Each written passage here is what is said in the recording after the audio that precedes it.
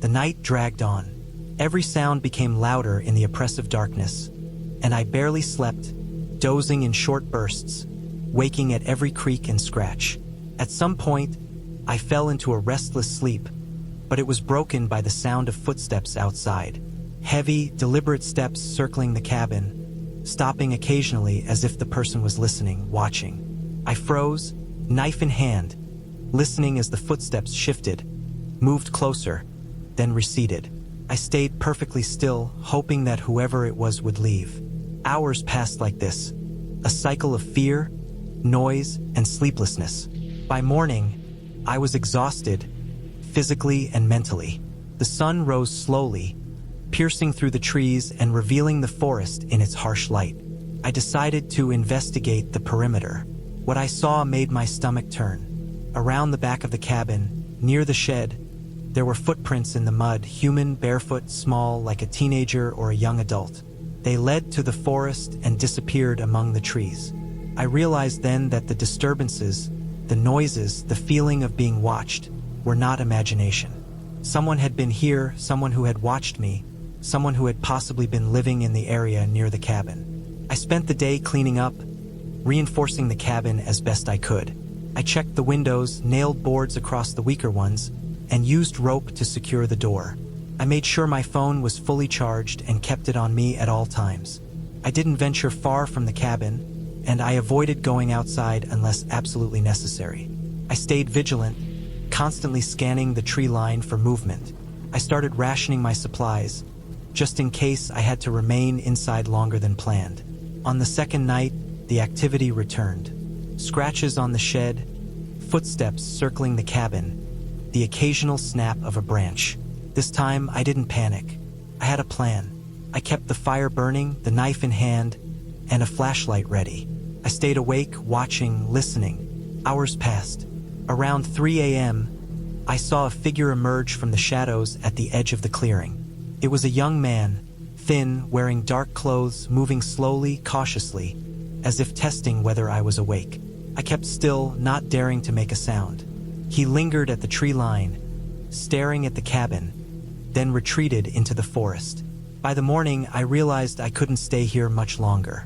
I needed help, and I couldn't wait for him to leave on his own. I packed essential supplies, water, food, my first aid kit, and anything I could carry, and left the cabin quietly before dawn. I didn't take the main trail back. I went deeper into the woods, navigating carefully, following a creek that eventually led me to a road. After hours of walking, mud-stained and exhausted, I reached a small town. I called the local police, explained the situation, and led them back to the cabin. They searched the area thoroughly. They didn't find the man, but they did find signs that someone had been living nearby in makeshift shelters, using the forest as cover. They told me this was not unusual. Some people live in remote areas to avoid authorities. I had been lucky. The cabin was abandoned for a reason, and my presence had been noticed. I didn't return to that cabin. I never used a remote rental again. I kept my experience to myself for a while, until I realized how important it was to share. The sense of isolation, the feeling of being watched, the sheer vulnerability. I had thought I was prepared, but nothing could have readied me for the reality of being alone in the forest with someone observing me, someone willing to invade my space silently. Over time, I rebuilt my life, but I never forgot the nights in that cabin. Every time I hear a branch snap in the woods or footsteps on a floor above me at home, the memories come back. The fear of that isolation, the helplessness, the constant vigilance. It stays with me, but I also remember the strength I found in myself, the decisions I made, and the way I survived. I learned that preparedness isn't just about supplies or planning. It's about awareness, caution, and trust in your own instincts. Years later, I sometimes hike in the forest, but I never go far, never alone. I carry a knife, a phone, a flare, and a whistle. I check every corner, every shadow, every sound.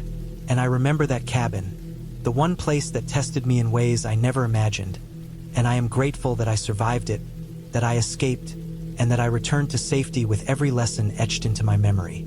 The fear never fully goes away, but I learned that fear can be a guide, not just a trap. I learned the hard way that the woods can hide danger even when they seem quiet, and that the isolation we seek for peace can just as easily become a trap. I survived because I kept my mind alert, because I acted decisively, because I never let panic override reason. That cabin was terrifying, but it taught me more about life, survival, and vigilance than I ever expected. I remember the first time I decided to go off alone into the woods, and it had nothing to do with adventure or thrill. I just needed silence. Real silence, the kind you can only find far from roads, phones, people. My life back then was constant noise. Traffic, work, endless emails, notifications, people talking all the time. I wanted a few days away from it. A break where I could hear nothing but the wind through the trees, the creak of branches, and the occasional call of a bird or the snap of a twig underfoot. So I rented a small cabin deep in a national forest, far enough that cell service was spotty, almost non-existent. The listing described it as rustic, cozy, and completely private, which sounded perfect. The drive there took longer than I expected. The map had shown a main road turning into a gravel path, and after the gravel ended, it became a dirt track that got narrower the further I went. At some point, I realized there were no street signs, no landmarks, just dense forest on either side. I passed a few old wooden signs warning about bears, and one even mentioned a river crossing a few miles ahead that could get tricky after rain. I remembered checking the weather before leaving. No rain for the next 3 days. I told myself I'd be fine. When I finally saw the cabin, it was smaller than I expected, made of old, dark logs, and surrounded by thick pines. There was a woodpile stacked neatly on one side and a narrow path leading from the front door to the dirt road. The windows were covered with thin, yellowed curtains, and I noticed the front porch sagging slightly in the middle. Nothing about it screamed luxury, but I wasn't looking for luxury. I wanted isolation, and here it was. Inside, the cabin smelled faintly of wood smoke and old pine. Dust covered some corners, and I could see spiderwebs near the ceiling beams, but everything seemed functional. There was a small wood-burning stove in the corner, a bed pushed against the far wall, a tiny kitchen area with a sink, a stove, and a few cupboards. I unpacked my things quickly, laying them on the counter and bed. I had brought canned food, bottled water, a small camping stove, and enough firewood to last the night. My plan was simple. Stay inside, explore the woods during the day, read, write, and just let the quiet wash over me. The first day was exactly as I hoped. I woke early, brewed coffee over the small stove, and stepped outside. The air was crisp, carrying the smell of wet earth and pine. I hiked along a faint trail I had seen from the cabin, following it for maybe an hour before deciding to turn back. The forest was alive with sounds. A distant woodpecker, the rustle of small animals through undergrowth, the whisper of leaves in the wind.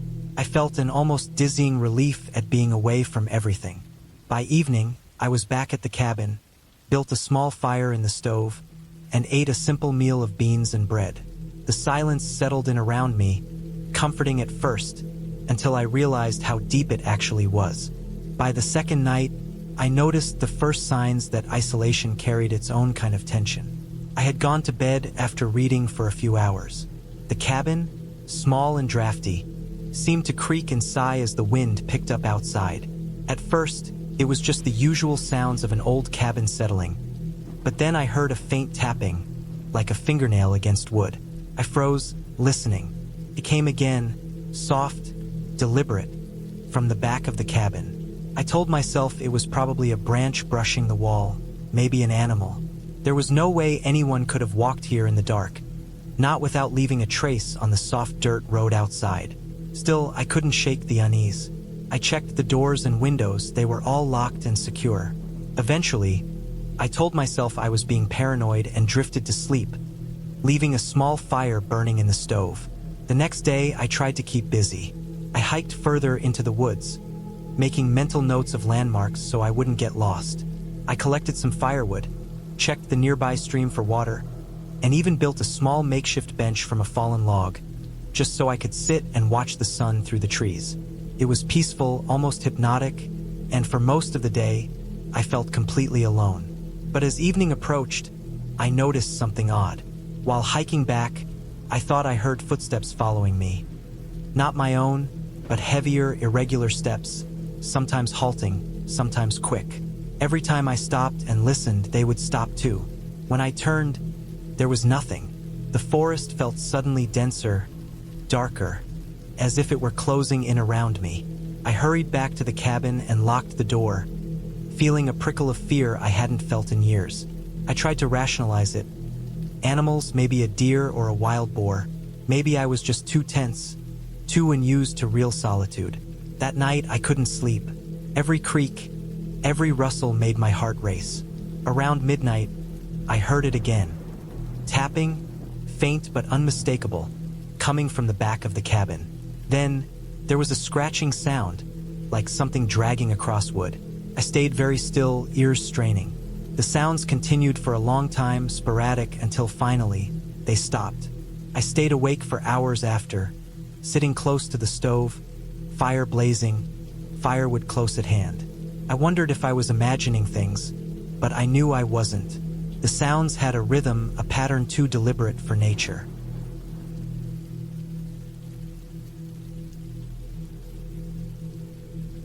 The next morning, I decided to explore the surroundings, trying to convince myself it had all been my imagination.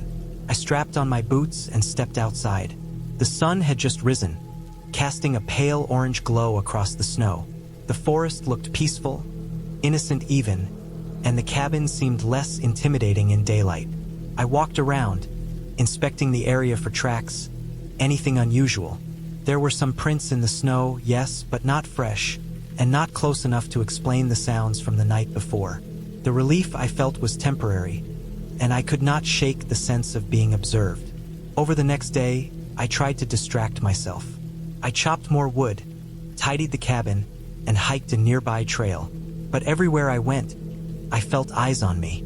The forest seemed alive, watching, waiting. I saw no one, but the feeling never left.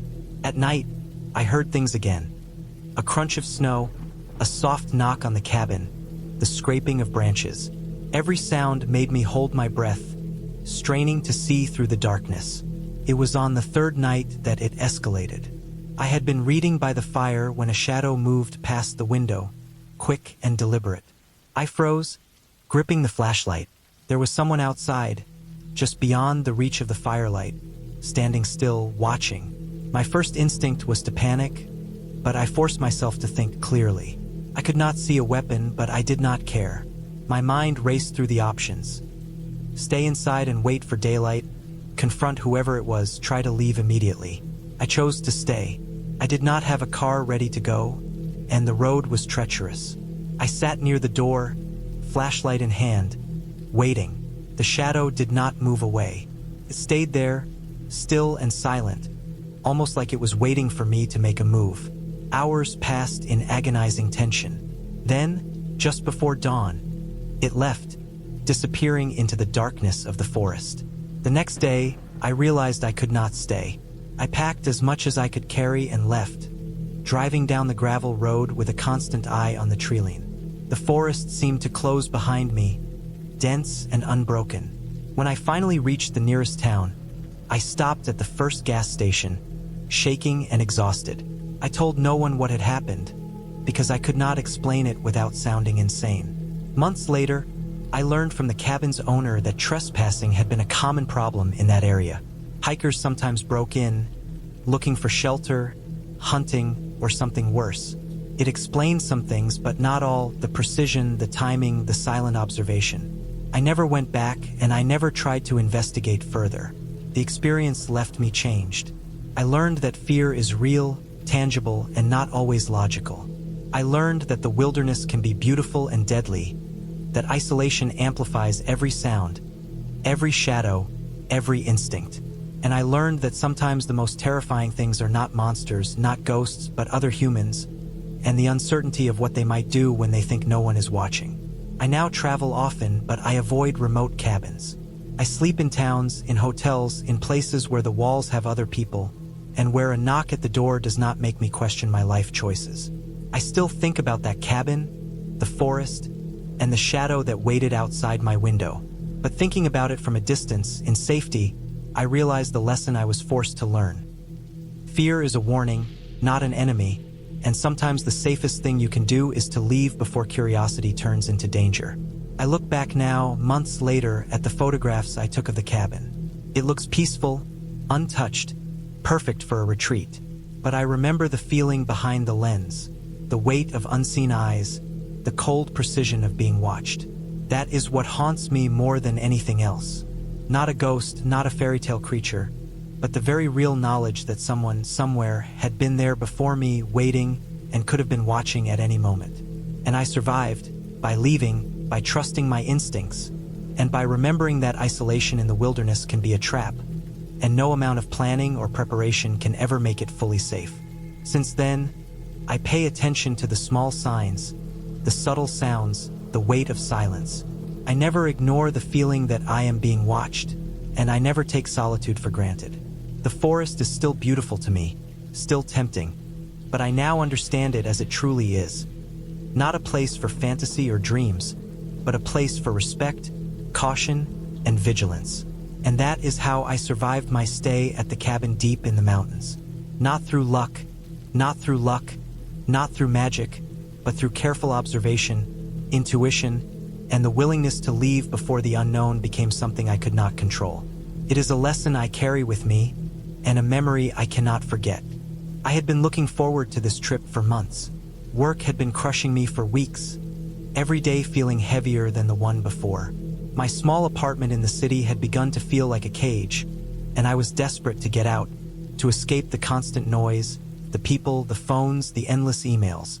So when I found a small cabin deep in the woods through a rental site, I knew this was the chance I had been waiting for. It wasn't fancy, just a single-room wooden cabin tucked into the edge of a dense forest, with a small creek running nearby and miles of walking trails that promised solitude and quiet. It was perfect.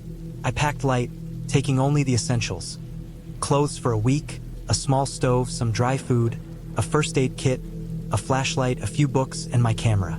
I wanted nothing more than to sit in silence, to watch the trees, the sun filtering through the branches, to hear nothing but the wind and the birds. I drove for hours, the roads getting narrower and more winding as I went deeper into the mountains. The closer I got, the more I felt my stress ease. The city's weight slowly lifted from my shoulders as I passed fields and small towns, the kind that had no more than a few houses and a single shop. By the time I reached the cabin, the sun was already dipping below the horizon, leaving the sky painted in soft oranges and purples. The cabin looked exactly like it did in the photos, maybe even more isolated than I had imagined. A small wooden porch jutted out in front, the door slightly warped from age, but otherwise it seemed sturdy. I parked the car and carried my bags inside. The interior smelled of old wood and faintly of smoke, probably from the last tenant. The floor creaked under my weight, and I immediately began exploring. The room was small but cozy, with a single bed, a tiny kitchenette, a wood-burning stove, and a table with 2 chairs. A window looked out onto the forest, and I could see the creek shimmering faintly in the fading light. I unpacked quickly, setting up the stove and making a simple meal. I ate while sitting by the window, watching as darkness slowly swallowed the forest outside. The birds stopped chirping, and the wind picked up, rustling the leaves in a way that made the trees seem alive, shifting shadows stretching across the forest floor. It was peaceful, but at the same time, there was an unmistakable feeling of being watched. I shook it off as my imagination, a product of years spent cooped up in the city, and used to complete silence. Night fell completely, and I lit a single lamp. The cabin was tiny, and the light barely reached the corners, leaving shadows that danced with the flickering flames of the stove. I read for a while, but sleep came slowly. Every creak of the cabin, every rustle outside the window, made me tense. Eventually, I drifted off, lulled by the gentle sound of the creek. I woke in the middle of the night to a strange noise. It was soft at first, almost inaudible, but persistent. Scratching, scraping, moving. My heart jumped. I sat up slowly, listening. The sound was coming from outside. I held my breath, straining to hear, but it stopped as suddenly as it had started. I told myself it was probably an animal, squirrels, raccoons, maybe even a deer, but I couldn't shake the feeling that someone, or something, was near. The next morning, I decided to explore the area. I walked along the creek, noticing how untouched the forest was. Fallen logs were covered in moss, and the air smelled of damp earth and pine. Birds sang in the distance, and the sunlight breaking through the canopy made the forest floor glow. I found a small path that seemed less traveled, and I followed it, curious where it might lead. After a few hours, I realized I had wandered farther than I had intended. The path was overgrown, almost hidden, and the sounds of the forest had grown quieter. That's when I saw it. A small, makeshift campsite, clearly abandoned but not long ago. A few charred logs, a torn sleeping bag, a half-empty can of beans. There were footprints in the mud, but they were old, fading. Whoever had been here had left in a hurry, it seemed. I returned to the cabin uneasy, but I tried to push the thought from my mind. Over the next couple of days, I settled into a routine. I would wake early, make a simple breakfast, and explore the trails. I kept my camera handy, taking photos of trees, rocks, the creek. I collected firewood, kept the cabin clean, and spent long hours sitting by the window watching the forest. Despite the isolation, I began to feel at peace. But the feeling of being watched never completely went away. Occasionally, I would hear noises at night. Scratches, footsteps in the underbrush, the occasional branch snapping. I tried to convince myself it was animals, but the sounds were sometimes too deliberate, too precise. One evening, around sunset, I decided to take a longer walk, deeper into the forest than I had dared before. The trees grew taller and closer together, the path narrower and harder to follow. The creek ran beside me, the water louder here, tumbling over rocks and roots. I felt a thrill, a sense of adventure I hadn't felt in years. I walked for hours, taking photographs, marveling at how untouched and raw the forest was. But as the sun dipped lower, I realized I had lost the trail. Every direction looked the same: thick trees, underbrush, fallen logs. My heart rate spiked. I tried retracing my steps, but the forest was disorienting. Shadows grew long and dark, and the air turned cooler.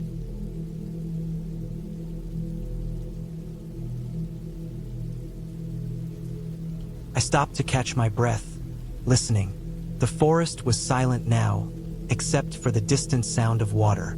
Then I heard it, a branch snapping behind me. I froze. Nothing. Then again, closer this time. My stomach dropped.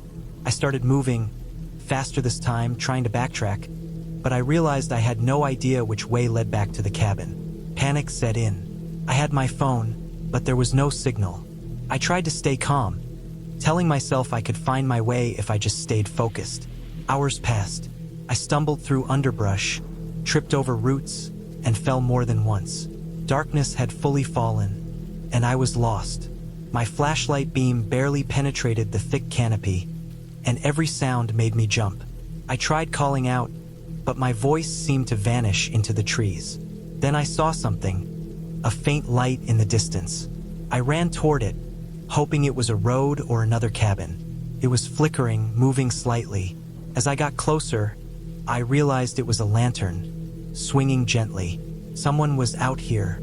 My pulse raced, half relief, half fear. I approached cautiously. The figure turned, and I could see it was a man, tall, wearing dark clothes, holding a hunting rifle. My stomach sank. I raised my hands to show I wasn't a threat. He didn't say anything, just stared at me for a long moment. Then he gestured for me to follow him. I hesitated, but I had no other choice. He led me along a narrow path I hadn't noticed before. After what felt like an eternity, I recognized the creek, then the cabin in the distance. I thanked him silently, too exhausted to speak. He nodded and disappeared back into the trees. Back in the cabin, I locked all the doors and windows, checking every corner. I sat by the stove, hands trembling, trying to calm myself. I realized how dangerous it had been to wander so far, alone, without a signal. I made a vow to stick close from then on, to respect the forest and its hidden dangers. Over the next few days, I stayed mostly near the cabin. I explored short paths, kept a fire burning at night, and kept my phone on hand in case of emergencies. I started mapping the area in my notebook, making sure I knew the landmarks and the safest routes. I watched animals carefully, noticing how easily they could hide, how the forest could swallow a person whole if they weren't paying attention. I learned to read the terrain, to notice subtle signs. Broken twigs, footprints, disturbed leaves. By the end of the week, I felt more confident. The forest still held an edge of danger, but I had learned to respect it and to survive in it. When it was finally time to leave, I packed slowly, double-checking that I hadn't left anything behind. I took one last look around the cabin, at the creek, the towering trees, the shadows stretching in the afternoon light. I felt a strange attachment to the place, a mix of fear and respect. I realized I had learned something about myself. My resilience, my ability to stay calm under pressure, my capacity to survive. As I drove back down the winding roads toward civilization, I glanced in the rearview mirror at the forest shrinking behind me. The cabin and the dense trees would remain, silent witnesses to the week I had survived alone. I knew I could return, but I would never take the solitude for granted again. And I knew, deep down, that the forest had tested me, and I had passed. The experience left me cautious but stronger, more aware of the thin line between comfort and danger. I returned to my apartment in the city, but the memory of the cabin stayed with me. The sound of the creek at night, the smell of wet earth, the shadows among the trees, and the realization that the world could be far more alive and far more dangerous than I had ever imagined. I had come seeking peace and quiet, and I found it, but it had come with lessons I would never forget. I had survived, not because of luck, but because of my awareness, my decisions, and my determination. The forest had taught me something I would carry for the rest of my life: respect, patience, and the strength to face the unknown. I had been planning this trip for months, or maybe years, in ways that only make sense when you are desperate to escape your own life. The cabin I had rented was tucked deep into the mountains, far from the nearest town or paved road. It was the kind of place that looked perfect in photos. A small wooden structure with a steep roof, a stone chimney, a porch that jutted out over a clearing surrounded by thick pine forest. I had imagined spending my days hiking the trails, reading by the fireplace, and nights listening to the wind sweep through the trees. What I did not imagine was the way the place would isolate me, how thin the line would feel between calm solitude and real, heavy fear. I arrived in the late afternoon, driving on a narrow gravel road that twisted and climbed through the mountains. The air smelled of wet earth and pine. The gravel crunched under my tires, and I could feel the cabin getting closer with each turn, though the forest seemed to close in tighter around me the higher I went. When I finally reached the cabin, I pulled the car onto a small clearing in front of it, where the grass had grown long, but flattened in some places like someone or something had been there before me. I shook the thought off. It was late, and the shadows of the trees were long, stretching over the cabin in a way that made it look smaller and older than it had online. The door creaked as I unlocked it. Inside, the cabin smelled of dust and cedar. It was furnished sparsely, with a small kitchen, a few chairs, and a loft that served as the bedroom. A stone fireplace dominated one wall, and outside the window, the forest pressed close, thick and dark even in the fading daylight. I set down my bag, checked the stove and the woodpile, and lit a fire in the fireplace. The flames crackled and gave the room a warm glow, but outside the window, the forest was swallowing what little light remained from the day. I unpacked slowly, trying to settle into the quiet. At first, the silence was soothing, a relief from the constant noise of traffic, work, and everything else I had left behind. I walked around the cabin, touching the worn wood of the railings and the floorboards, listening to the occasional snap of a branch outside. I told myself it was nothing, just a deer or a raccoon, and I laughed quietly at my own nervousness. Night fell quickly, faster than I had expected. I had not realized how dark the forest could get, how easily it could absorb any light from the moon. The trees pressed so closely to the cabin that it felt like I was inside a hollowed-out log. I ate a simple dinner, then settled near the fire with a book. I could hear the wind moving through the treetops, the rustle of needles and leaves. Every so often, there was a sharper sound, a crack, like a branch snapping under weight, that made me startle. I reminded myself that I was alone in the wilderness, and in the wilderness, anything could happen. It was later that night, just past midnight, when I heard it. At first, I thought it was the wind, because the branches scratched against the cabin's siding. But then came another sound, slower, heavier, footsteps in the snow outside. My stomach dropped. I had left the cabin's windows locked, doors bolted, and there was no trail close enough for another person to be walking so near without being seen. I froze, listening. The steps moved in a pattern, deliberate and careful, circling the cabin as if someone or something was studying it. I wanted to convince myself it was an animal. Bears, deer, maybe even wolves, though they usually did not move in such a heavy, controlled manner. But there was something in the rhythm, the weight behind the steps, that did not feel right. I stood quietly, straining my ears. The footsteps stopped for a long time. Then, very softly, I heard a knock. Not at the door, but against the wooden wall of the cabin. Slow, deliberate, methodical. I did not move. I did not speak. I could feel my heart beating hard against my chest, my palms sweating. The fire's light flickered, shadows stretching across the room in the irregular pattern of dancing flames. The knock came again. Then silence. I waited, barely breathing, for minutes that felt like hours. Finally, I decided to check. I grabbed a flashlight and crept toward the nearest window. Peering out into the darkness, I could see nothing. The forest loomed silently. There were no tracks in the snow, no movement, nothing.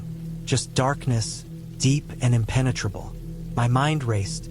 Maybe it was someone playing a prank on me, a hiker or a trespasser. Maybe it was an animal, but I could not shake the feeling that someone was out there, watching. I retreated from the window and locked it again, bolting the door. I kept the flashlight close and the fire going, and tried to stay awake, listening. The rest of the night passed without further sounds, though I barely slept, every small crack and shift of the cabin making me flinch.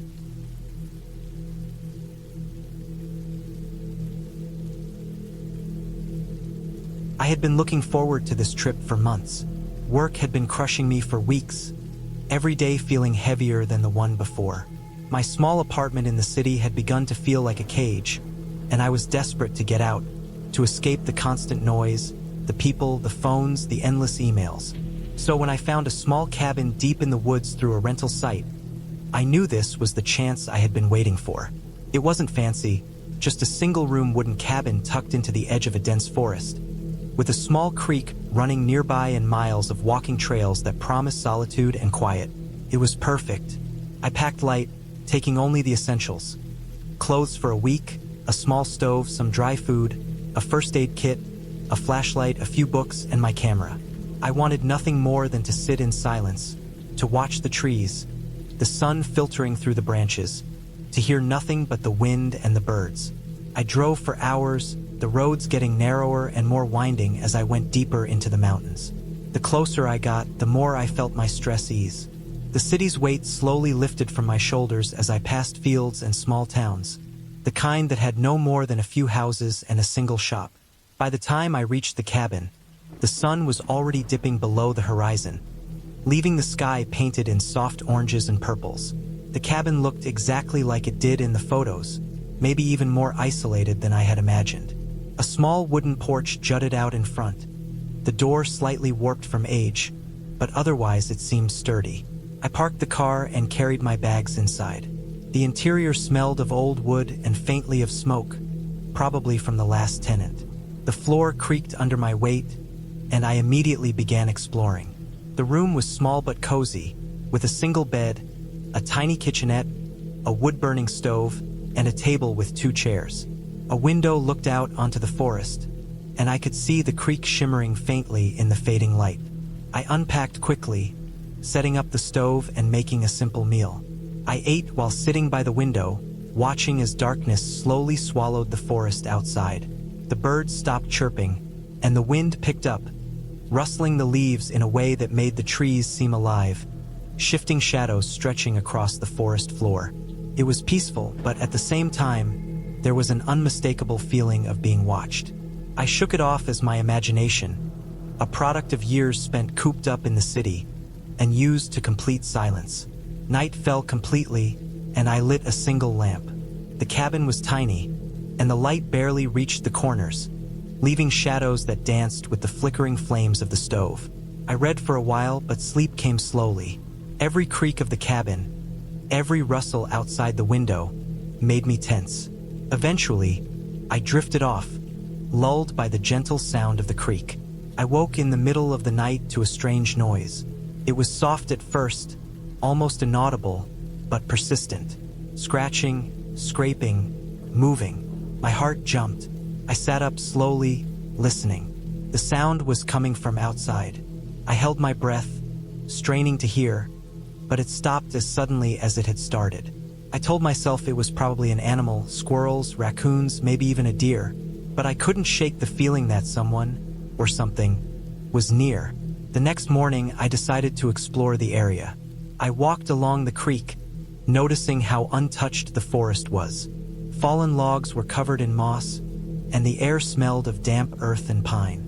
Birds sang in the distance, and the sunlight breaking through the canopy made the forest floor glow. I found a small path that seemed less traveled, and I followed it, curious where it might lead. After a few hours, I realized I had wandered farther than I had intended. The path was overgrown, almost hidden, and the sounds of the forest had grown quieter. That's when I saw it. A small, makeshift campsite, clearly abandoned but not long ago. A few charred logs, a torn sleeping bag, a half-empty can of beans. There were footprints in the mud, but they were old, fading. Whoever had been here had left in a hurry, it seemed. I returned to the cabin uneasy, but I tried to push the thought from my mind. Over the next couple of days, I settled into a routine. I would wake early, make a simple breakfast, and explore the trails. I kept my camera handy, taking photos of trees, rocks, the creek. I collected firewood, kept the cabin clean, and spent long hours sitting by the window watching the forest. Despite the isolation, I began to feel at peace. But the feeling of being watched never completely went away. Occasionally, I would hear noises at night. Scratches, footsteps in the underbrush, the occasional branch snapping. I tried to convince myself it was animals, but the sounds were sometimes too deliberate, too precise. One evening, around sunset, I decided to take a longer walk, deeper into the forest than I had dared before. The trees grew taller and closer together, the path narrower and harder to follow. The creek ran beside me, the water louder here, tumbling over rocks and roots. I felt a thrill, a sense of adventure I hadn't felt in years. I walked for hours, taking photographs, marveling at how untouched and raw the forest was. But as the sun dipped lower, I realized I had lost the trail. Every direction looked the same: thick trees, underbrush, fallen logs. My heart rate spiked. I tried retracing my steps, but the forest was disorienting. Shadows grew long and dark, and the air turned cooler. I had been planning this cabin trip for months. The idea of escaping the city, of being completely alone in the woods, had grown into an obsession. I didn't want noise, I didn't want anyone else. I wanted nothing but the forest, the cabin, and myself. The cabin was advertised online as isolated, off the main roads, tucked away in a dense forest with a river running nearby. The pictures were promising: old, rustic, sturdy, but I had to see it in person. I packed carefully, double-checked everything, loaded my small car with supplies, food, water, a first aid kit, and extra batteries. I made sure I had everything because I knew that once I got there, I would be completely cut off. The drive was long, slow, and winding. The GPS barely recognized the roads after a certain point, and my phone kept dropping signal. The last 20 miles were gravel and dirt, and I could feel the car shudder on the uneven surface. Trees pressed close to either side of the road, tall, dark, and thick, their branches like twisted fingers reaching over the narrow path. I was glad I had driven during daylight, but the forest still felt dense and heavy. There was a smell in the air, damp and earthy, mixed with the faint scent of pine. It made me feel both excited and uneasy. When I finally saw the cabin, I was relieved. It was small but solid. Logs stacked neatly, a stone chimney, and a porch that wrapped around the front. The windows were dirty but intact, and there was a faint smell of wood smoke lingering from the previous tenants. It looked abandoned in a way, but it didn't feel unsafe at first. I unloaded the car, carrying everything inside slowly. The cabin had a main room with a wood stove, a small kitchen, a bathroom, and a loft with a bed. There were a few old chairs, a table, and some shelves with dusty, old books. It wasn't luxurious, but it was more than enough for a few days. I spent the first hour unpacking, organizing food, stacking firewood, and making the space feel comfortable. I found an old lantern, checked that it worked, and then filled the stove with wood. I liked the smell of burning wood, the way it filled the room with warmth. Outside, the forest was calm. Birds were chirping, and the wind made the trees sway with soft, steady creaks. I went for a short walk, exploring the area. The river was close, just beyond a narrow clearing, and it sparkled in the afternoon light. It all seemed perfect, but as evening approached, the isolation began to weigh on me. The sun dipped behind the trees quickly, and shadows grew long and dark. I was alone, completely alone. The sounds of the forest changed. What had been soft and comforting now felt sharp, strange. Cracking branches, rustling leaves, and the distant call of an animal I couldn't identify made me tense. I kept telling myself it was normal, that it was just wildlife. I had expected this feeling, but I hadn't expected how fast it would hit me. That first night, I slept lightly. The wind rattled the cabin in certain spots, and every small sound woke me. Around midnight, I woke to a noise outside, something brushing against the porch. I froze. My heart was pounding. I didn't dare look, but I listened, straining to hear more. Whatever it was, it didn't move away. The noise repeated a few times, soft scratches, footsteps on the wooden floor of the porch. I finally grabbed my flashlight, tried to convince myself I was imagining it, and stepped onto the porch. The beam cut through the dark, sweeping over the trees and the clearing. There was nothing, no movement, no footprints, no broken branches, no sign of life at all. My body relaxed, but only slightly. I told myself the wind or a small animal could have caused it. The next day, I went into the forest with the intention of hiking and clearing my mind. The forest was denser than I expected. The underbrush was thick, the trees tightly packed. I stayed close to the trail I had noticed on my walk yesterday, marking my path as I went. Hours passed, and I kept hearing sounds. Snaps of branches, rustling in the undergrowth, but I never saw anyone. Still, a persistent feeling of being watched gnawed at me. By the time I returned, my arms and legs were scratched, and my clothes were dirty. I tried to brush it off. It was part of being in the wilderness, I told myself. But that night, things worsened. I kept hearing noises around the cabin. Not just outside, but from the roof, the walls, sometimes directly beneath the cabin floorboards. It was subtle at first, soft scratching or thumping, but gradually it became more distinct. My nerves were frayed, and every shadow felt alive. I kept checking the doors and windows, making sure everything was locked. I could feel the cold sweat on my back as I paced the room, listening.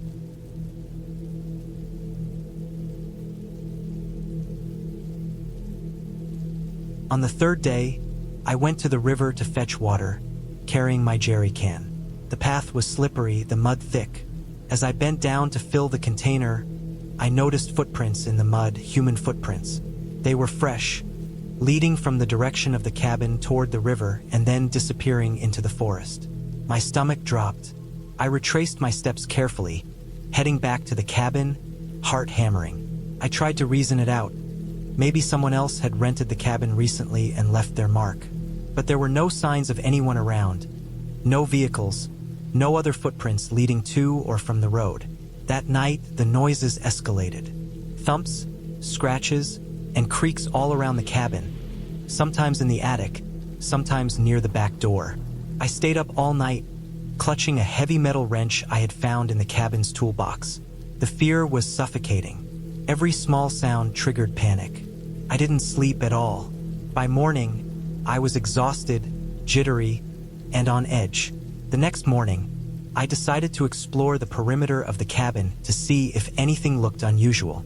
I found broken branches, more footprints, and depressions in the dirt where something heavy had been dragged. It all led toward the forest and back again. Whoever or whatever had been around was careful, leaving only traces. I felt trapped. The thought of calling for help seemed foolish. My phone had no signal, and the nearest road was miles away.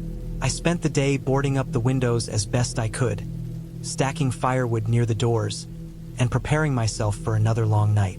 I made sure to have tools, rocks, and a heavy stick ready in case I needed to defend myself. I stayed near the main door, constantly checking the perimeter through the gaps in the boarded windows. I could hear faint noises, rustling, but nothing approached while I watched. Night fell, and the forest became alive with sounds again. The noises weren't random, they seemed deliberate. Scratches, tapping, shifting movements, almost like someone was pacing around, testing me, learning the cabin's weaknesses. Fear had taken over. I felt hunted, but there was no clear threat, no one I could see. I huddled in a corner with the wrench in my hands, listening, heart pounding, breathing shallow. I realized that staying inside was no longer safe. If someone or multiple people had been following the cabin, they could attack at any time. I needed a plan. I packed a small bag with water, some food, my jacket, and the wrench. I decided to leave at first light. I would take the forest path toward the main road, even if it meant walking miles in the dark. I knew the terrain would be challenging, but staying was too dangerous.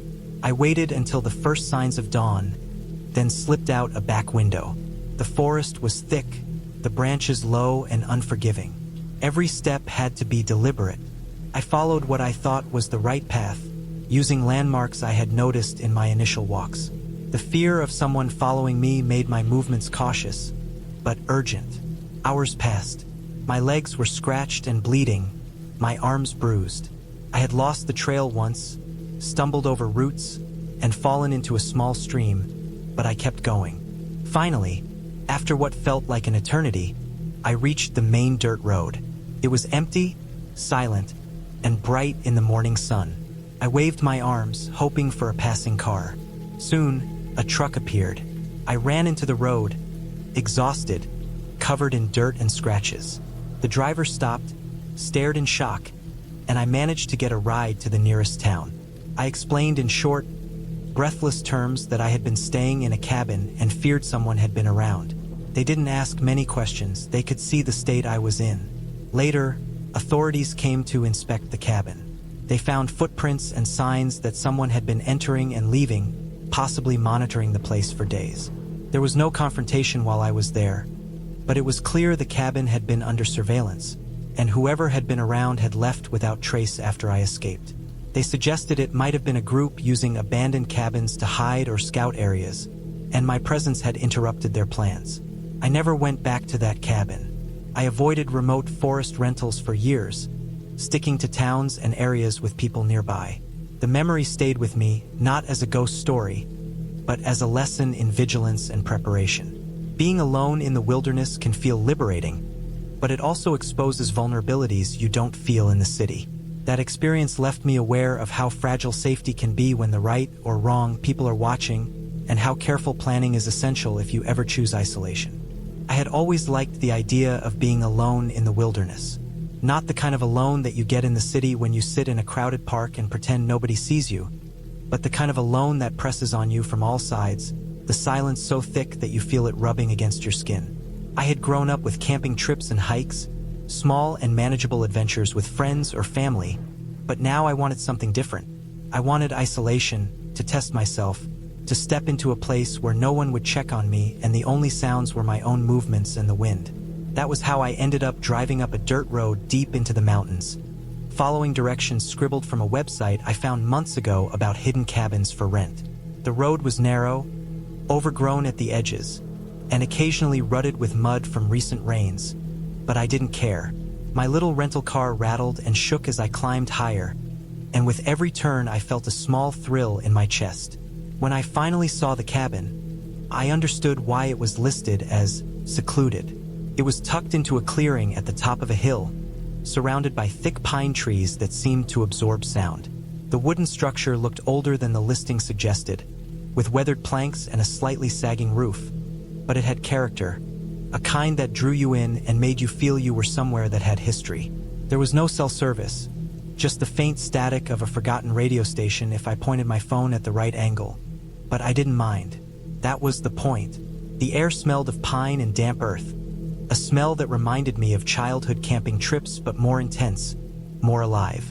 I pulled my bags from the car and carried them to the cabin, noticing how the boards creaked under my weight.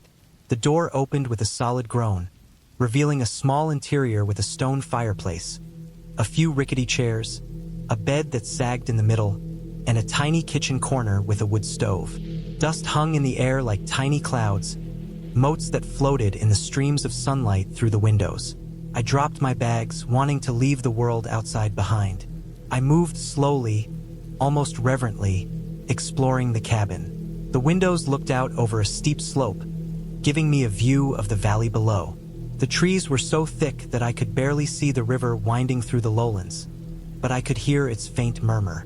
I spent the first evening unpacking, trying to make the place feel lived in even though I knew it was temporary. I stacked firewood neatly in a corner, wiped down surfaces with an old cloth I found in a cupboard, and tried to sweep the floor, which only moved the dust around. By the time night fell, the sky had darkened into a deep black, the kind that seems to absorb everything.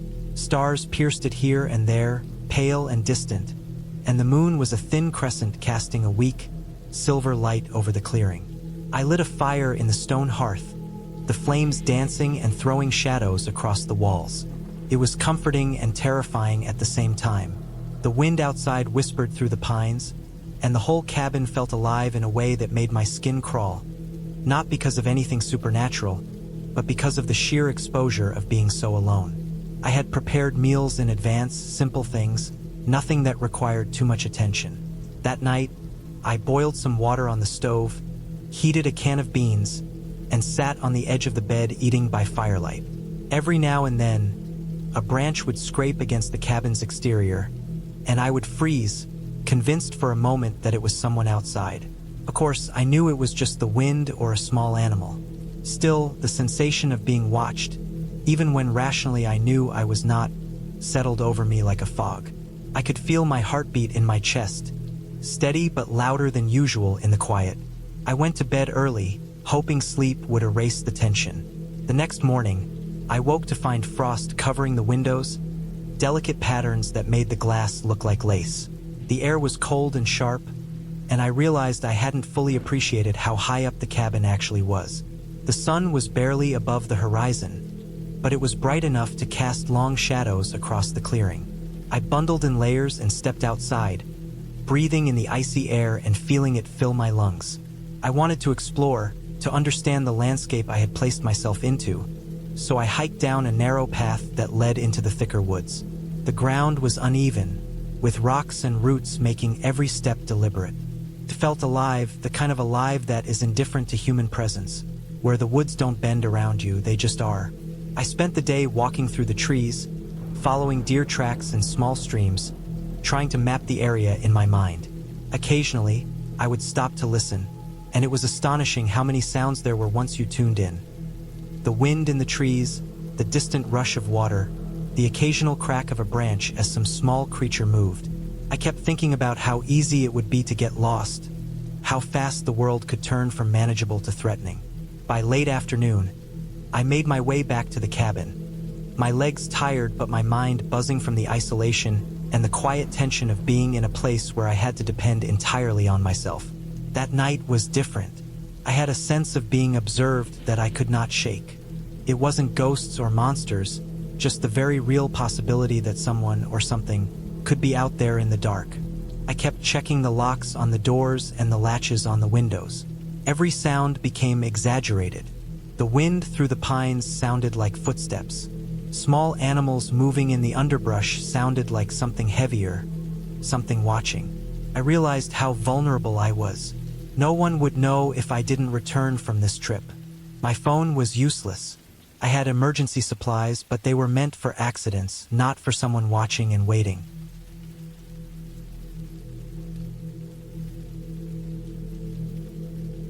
Sleep was restless. I woke multiple times, my body tense, my ears straining for any hint of movement outside. When I did hear something, a rustle near the door, I froze, heart hammering, convincing myself it was just a raccoon or a deer.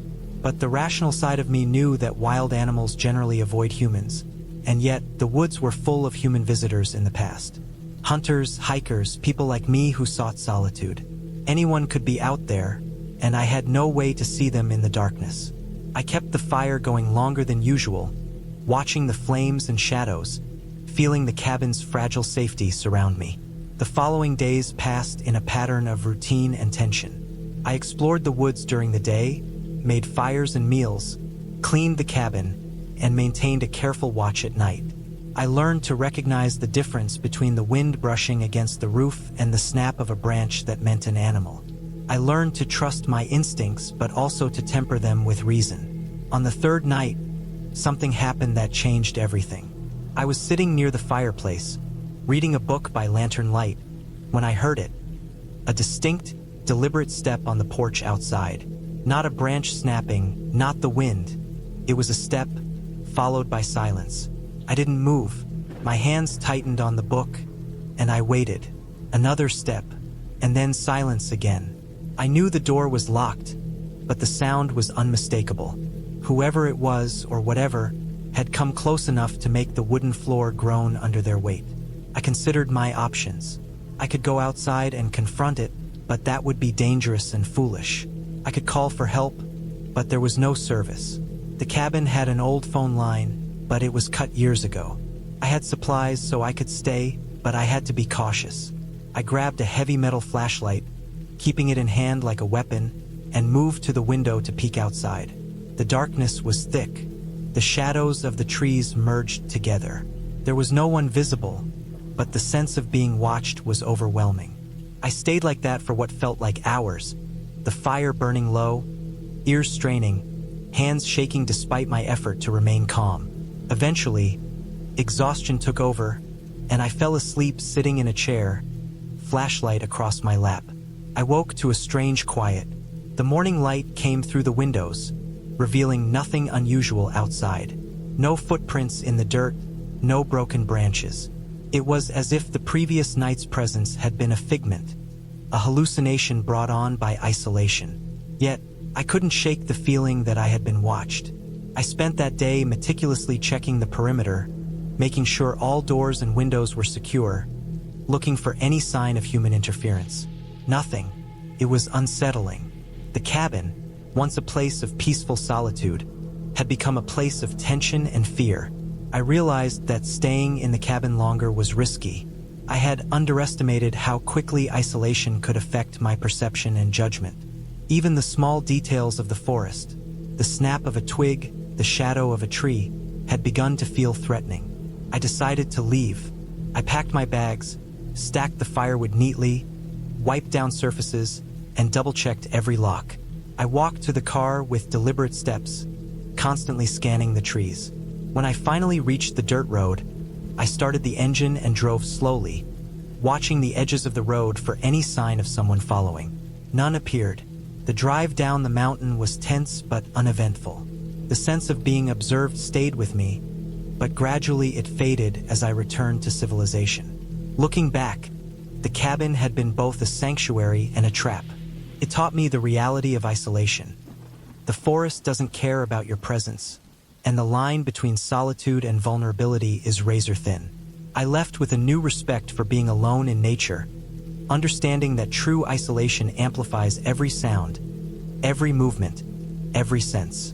I had survived because I stayed alert, because I trusted my instincts, and because I respected the environment I had entered. By the time I reached the highway, the tension in my body eased, replaced by a deep relief. I had faced the fear of being completely alone in a place that was indifferent to me, and I had emerged intact, wiser and more aware of the fragile boundary between safety and danger. The first time I decided to go out into the woods alone, I thought it would be an adventure. I had driven past the small mountain road countless times on my way to my usual weekend hiking spots, and I had always wondered what it would feel like to just disappear into that dense stretch of forest. I was tired of the noise of the city, the constant chatter of people, the way everything felt like it was moving too fast. I wanted silence, I wanted isolation, I wanted to be so far removed from anyone else that the hum of human life couldn't reach me. I found a small rental cabin listed on a local site, tucked back on a dirt road that branched off from the main highway. The pictures online were inviting, the kind of rustic, wooden cabin surrounded by tall pines that swayed in the wind. The description promised no internet, no neighbors, and a complete escape. That last part sold me. I packed a single backpack with what I thought I would need. Some clothes, a couple of cans of food, a large water bottle, a small first aid kit, a lantern, and a flashlight with extra batteries. I had planned to spend 3 nights, just me and the trees, the occasional bird, the sounds of the wind, and my own thoughts. It seemed simple enough. The drive to the cabin took longer than I had expected. The last 10 miles of the dirt road were rough, full of potholes and rocks, and I had to slow down to a crawl to avoid scraping the underside of my car. The trees closed in around the road, tall and dark even in the middle of the afternoon. There was a strange stillness as I drove. The wind barely moved the leaves, and the only sound was the tires crunching over the gravel. Occasionally, I would see a deer or a rabbit dart across the road, and I would slow to watch it disappear into the shadows of the forest. It should have been calming, but there was something else in the air that I couldn't identify, a kind of weight that made the car feel heavier as I drove. When I finally reached the cabin, I was relieved to see that it matched the pictures online. A small wooden structure with a pitched roof, a stone chimney, and a porch covered in peeling paint. The windows were dirty, but I could see the inside was simple. A main room with a small kitchen, a table, a couple of chairs, and a wood stove. Upstairs, there was a small loft with a bed. I unlocked the door with the key provided, feeling a sense of pride and accomplishment at having made it this far alone. The first night was quiet, almost painfully so. I lit a fire in the stove, made a simple dinner from the canned beans I had brought, and sat on the floor in front of the fire with my legs crossed. The wind rustled through the trees, creating shadows that danced along the walls, but it was comforting. The isolation I had craved felt real. I went to bed early, exhausted from the drive and the adrenaline of getting here. I slept deeply, waking only once to the sound of the wind hammering against the cabin walls. The next morning, I woke to the smell of damp wood and cold air. I made coffee on the small stove and stepped outside to stretch. The forest looked different in the daylight. The trees were taller than I remembered, the underbrush thick and tangled, and the shadows deeper. I decided to take a short hike around the cabin to explore. The dirt path behind the cabin led into a small clearing, and then into a narrow trail that disappeared into the dense woods. As I walked, I noticed how quiet it was. Not the peaceful kind of quiet, but the kind where everything feels too still. No birds, no insects, no rustle of small animals. Only the sound of my own boots on the forest floor. I told myself it was normal. Wildlife moves quietly in some areas, and maybe this part of the forest was just empty. But as I walked further, I started to notice things that didn't sit right. The underbrush looked trampled in places, as if something large had passed through recently. Broken branches, deep indentations in the soil, tufts of fur caught on thorns. I stopped and looked around, but I saw nothing. I tried to shake it off, telling myself it was probably a deer or some other animal. But a small, nagging part of my mind couldn't let go of the feeling that I wasn't alone. By the afternoon, I was back at the cabin, sweating from the hike and relieved to be inside. I checked the doors and windows, making sure everything was locked. The cabin felt cozy, but the strange feeling of being watched didn't go away. I decided to keep busy, chopping wood for the stove, cleaning the small kitchen, organizing my supplies. The effort kept my mind occupied, though every so often, I would pause and listen. The forest outside seemed darker now, almost suffocating.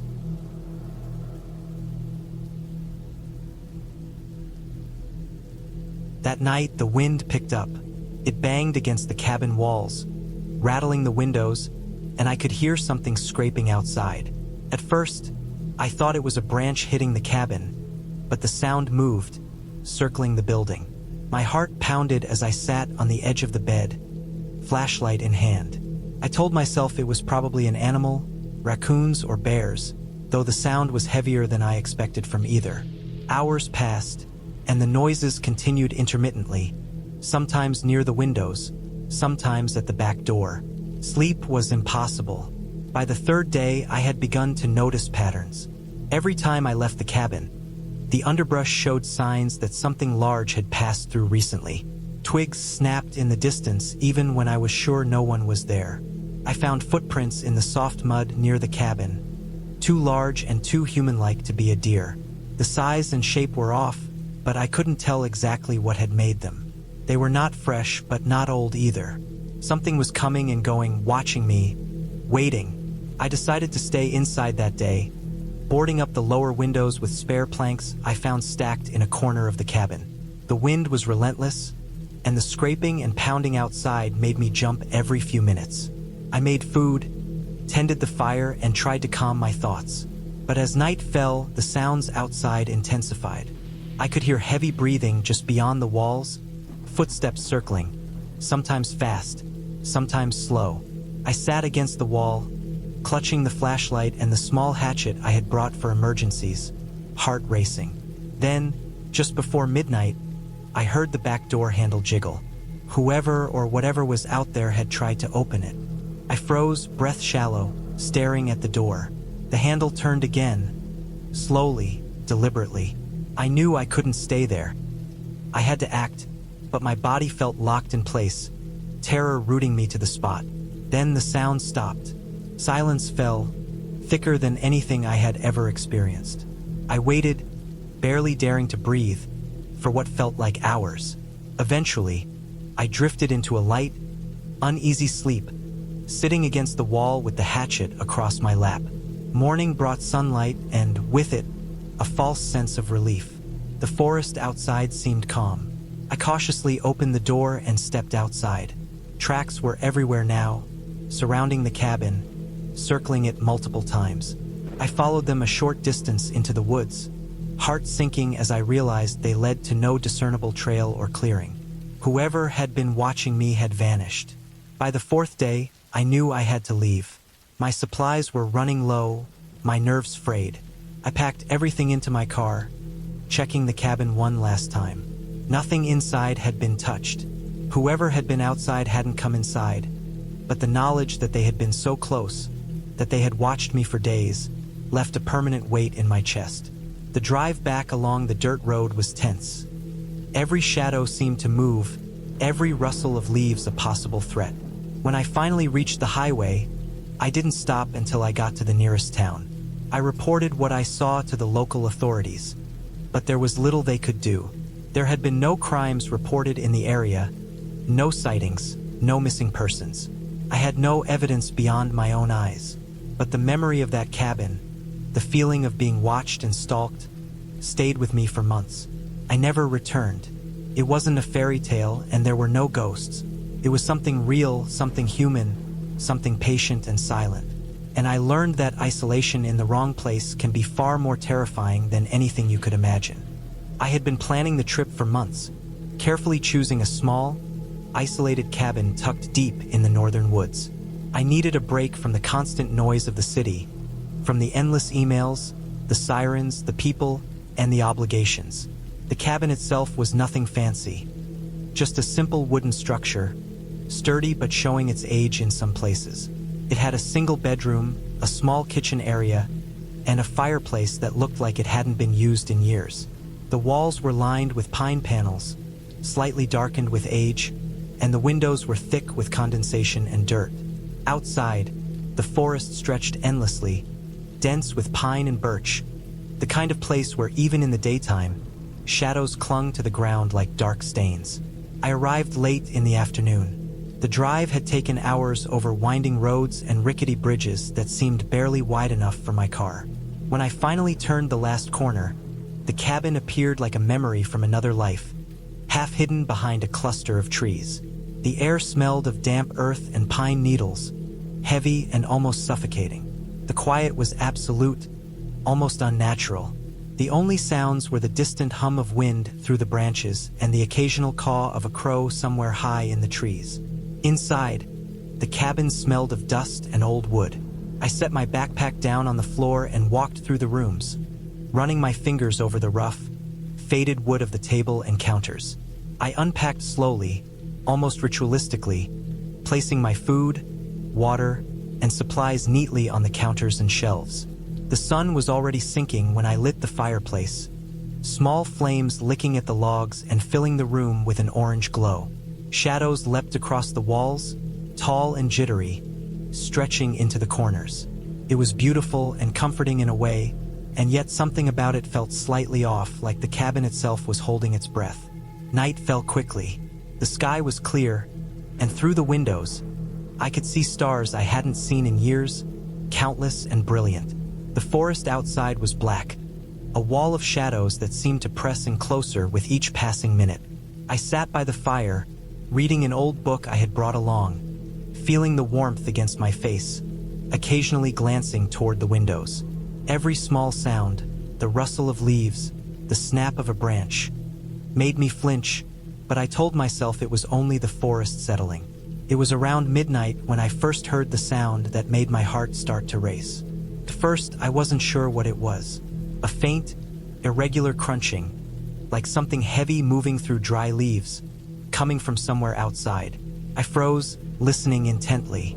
The sound stopped, then started again, slow and deliberate, moving closer to the cabin. I told myself it was probably an animal, a deer or a raccoon, but there was something unnerving about the rhythm, the weight behind it.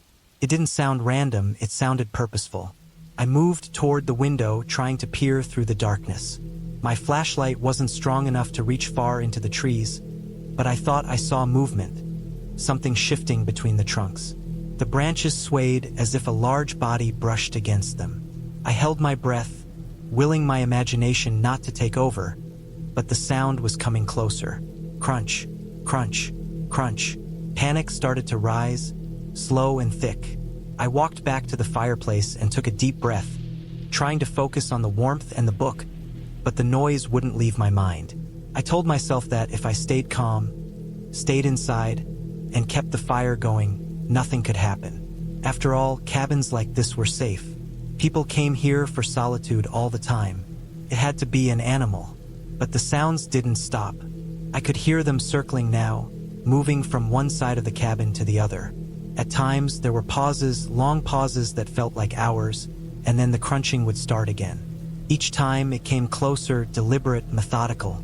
My hands shook as I checked the windows and doors, making sure everything was latched and locked. I had brought a small hatchet with me for firewood, and I gripped it tightly, holding it close to my chest. Hours passed, or maybe minutes. It was hard to tell. The fire burned low, casting long, dancing shadows across the walls. The crunching finally stopped for a while, and I allowed myself to breathe. I tried to sleep in the bedroom, pulling the blanket tight around me, but every little noise, the creak of the cabin settling, the wind through the trees, the occasional bird, made me jump. Sleep came in short bursts, shallow and uneasy, full of images of someone, or something, waiting just beyond the window. The next morning, I explored the perimeter of the cabin in daylight. What I found made my stomach drop. There were footprints around the cabin, deep, heavy, and unmistakably human. I couldn't make out how many, but they circled the cabin completely, sometimes coming close to the walls. They were fresh. Someone had been here while I slept. My mind raced. Who would be out here in the middle of nowhere, and why had they not knocked or tried to talk? The idea that it could have been someone lost or harmless crossed my mind, but it was hard to reconcile with the way the footprints moved, careful and deliberate, almost as if the person or people were observing me.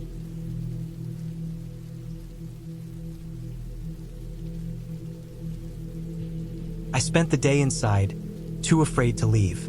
I sat by the fire, checking the windows, doors, even the small chimney to make sure nothing could come through. I rationed my food and water carefully, trying to keep my mind occupied with chores, cleaning, organizing, gathering more firewood. Every small sound outside, even a bird landing on a branch, made my pulse spike. By evening, I was exhausted but too tense to sleep. I kept the fire burning high, throwing more logs on it than necessary, letting the orange glow fill the cabin and push back the shadows. Then, around midnight, the crunching started again. This time, I was prepared. I had positioned myself near the front door, hatchet in hand, flashlight ready.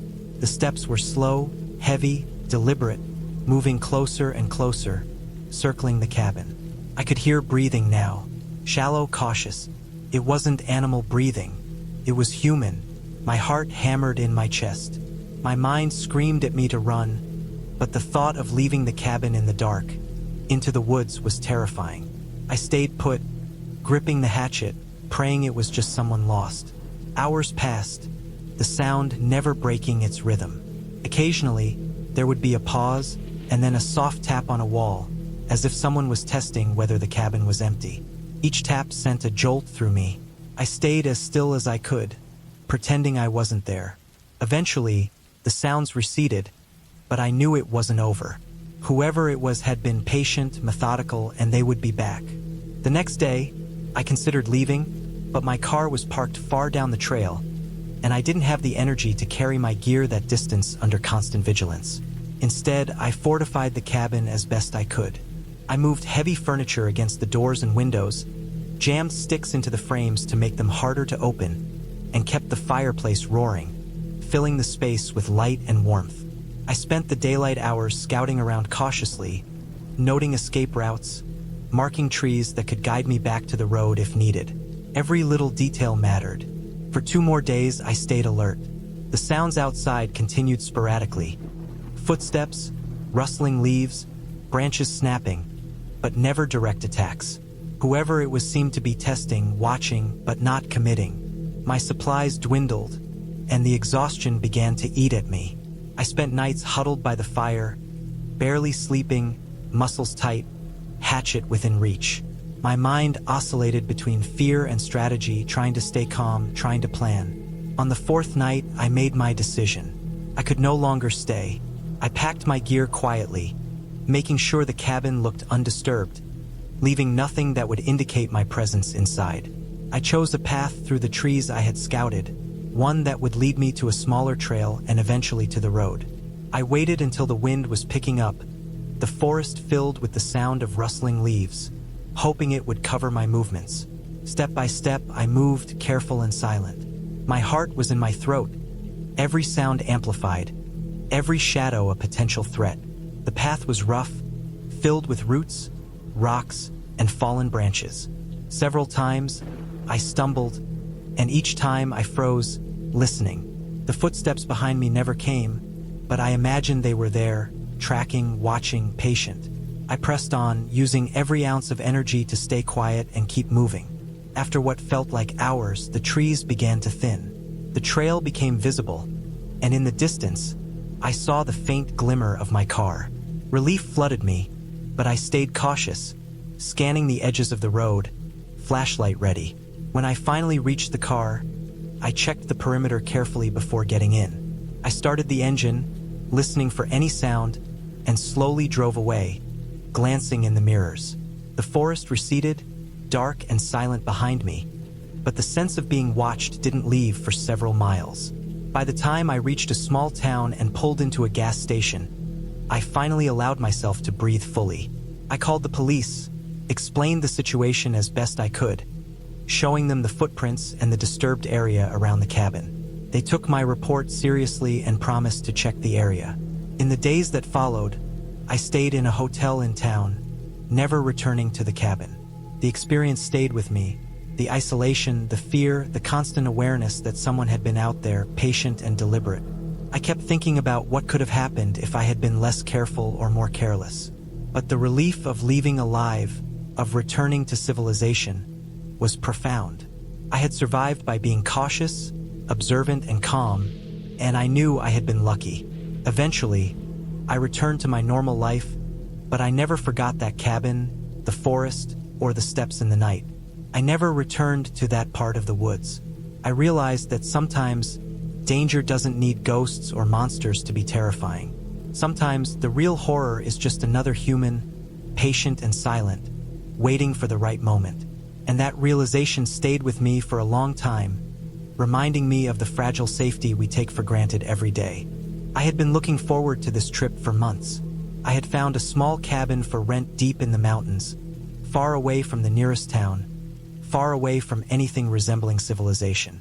The idea was simple: disconnect from the world, take long walks in the forest, read some books, cook simple meals, and sleep to the sounds of wind in the trees and birds in the morning. Seemed peaceful, simple, and safe.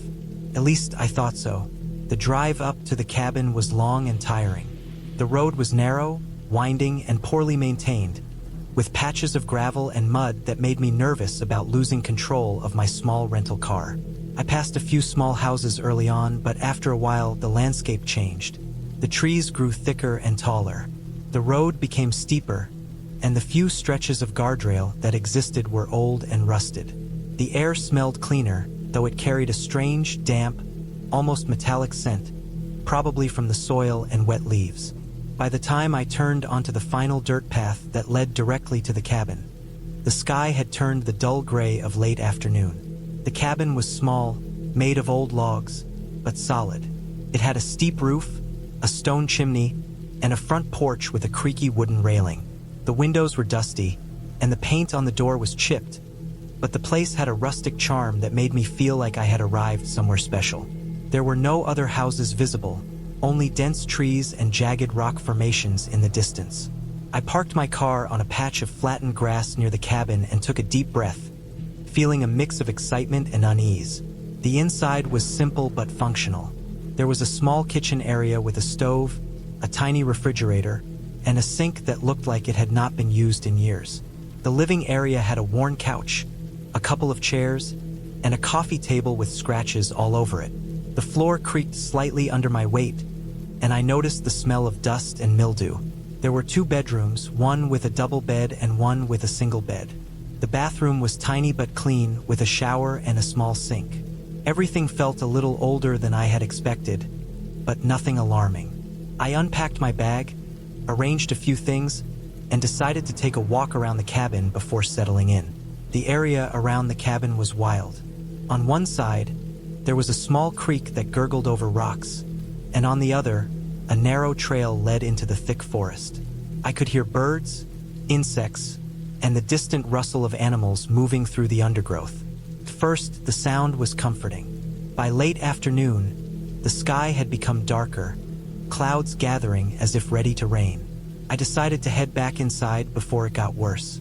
The porch was slippery from the damp, and I almost slipped once, my heart racing. I spent the evening unpacking, cooking a simple dinner, and organizing firewood for the fireplace. I had brought books, a journal, and some snacks, planning to stay entirely on my own. I lit the fireplace, and the warmth made the room feel cozy, even though the wind outside howled through the cracks of the cabin. As the fire burned, shadows danced on the walls, and I felt a strange mix of calm and tension. There was a faint feeling of being watched, though logically, I knew I was alone. Night came slowly. The cabin windows framed the dark forest outside. The wind picked up, making the trees sway violently, and every branch that scraped against the roof or the siding made my heart jump. I tried to read a book, but every small sound, the creak, the trees, the snapping of twigs, made me glance toward the window.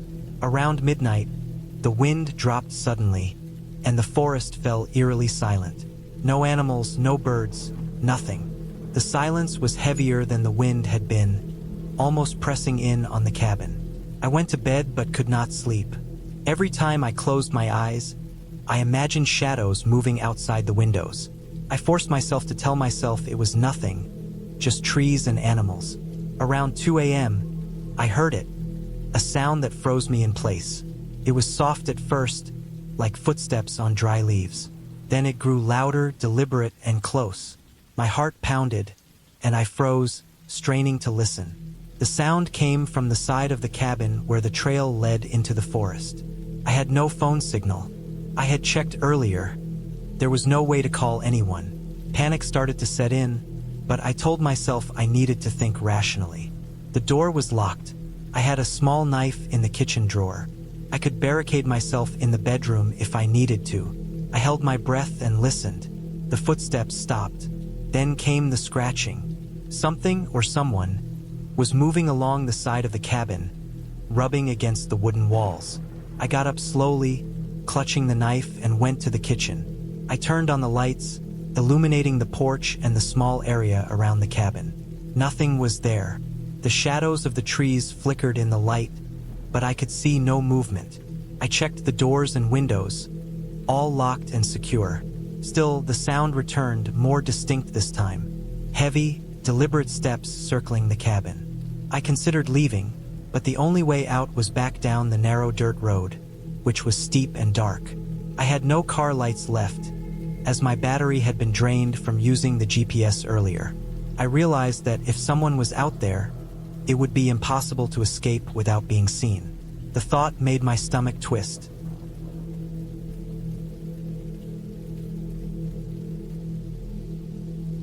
Hours passed like this. I stayed near the fireplace, watching the shadows outside. Occasionally, I would hear the steps or the rustle of leaves. I tried to calm myself, telling myself it was a wild animal, a bear or a deer, but the footsteps were too deliberate, too human in rhythm.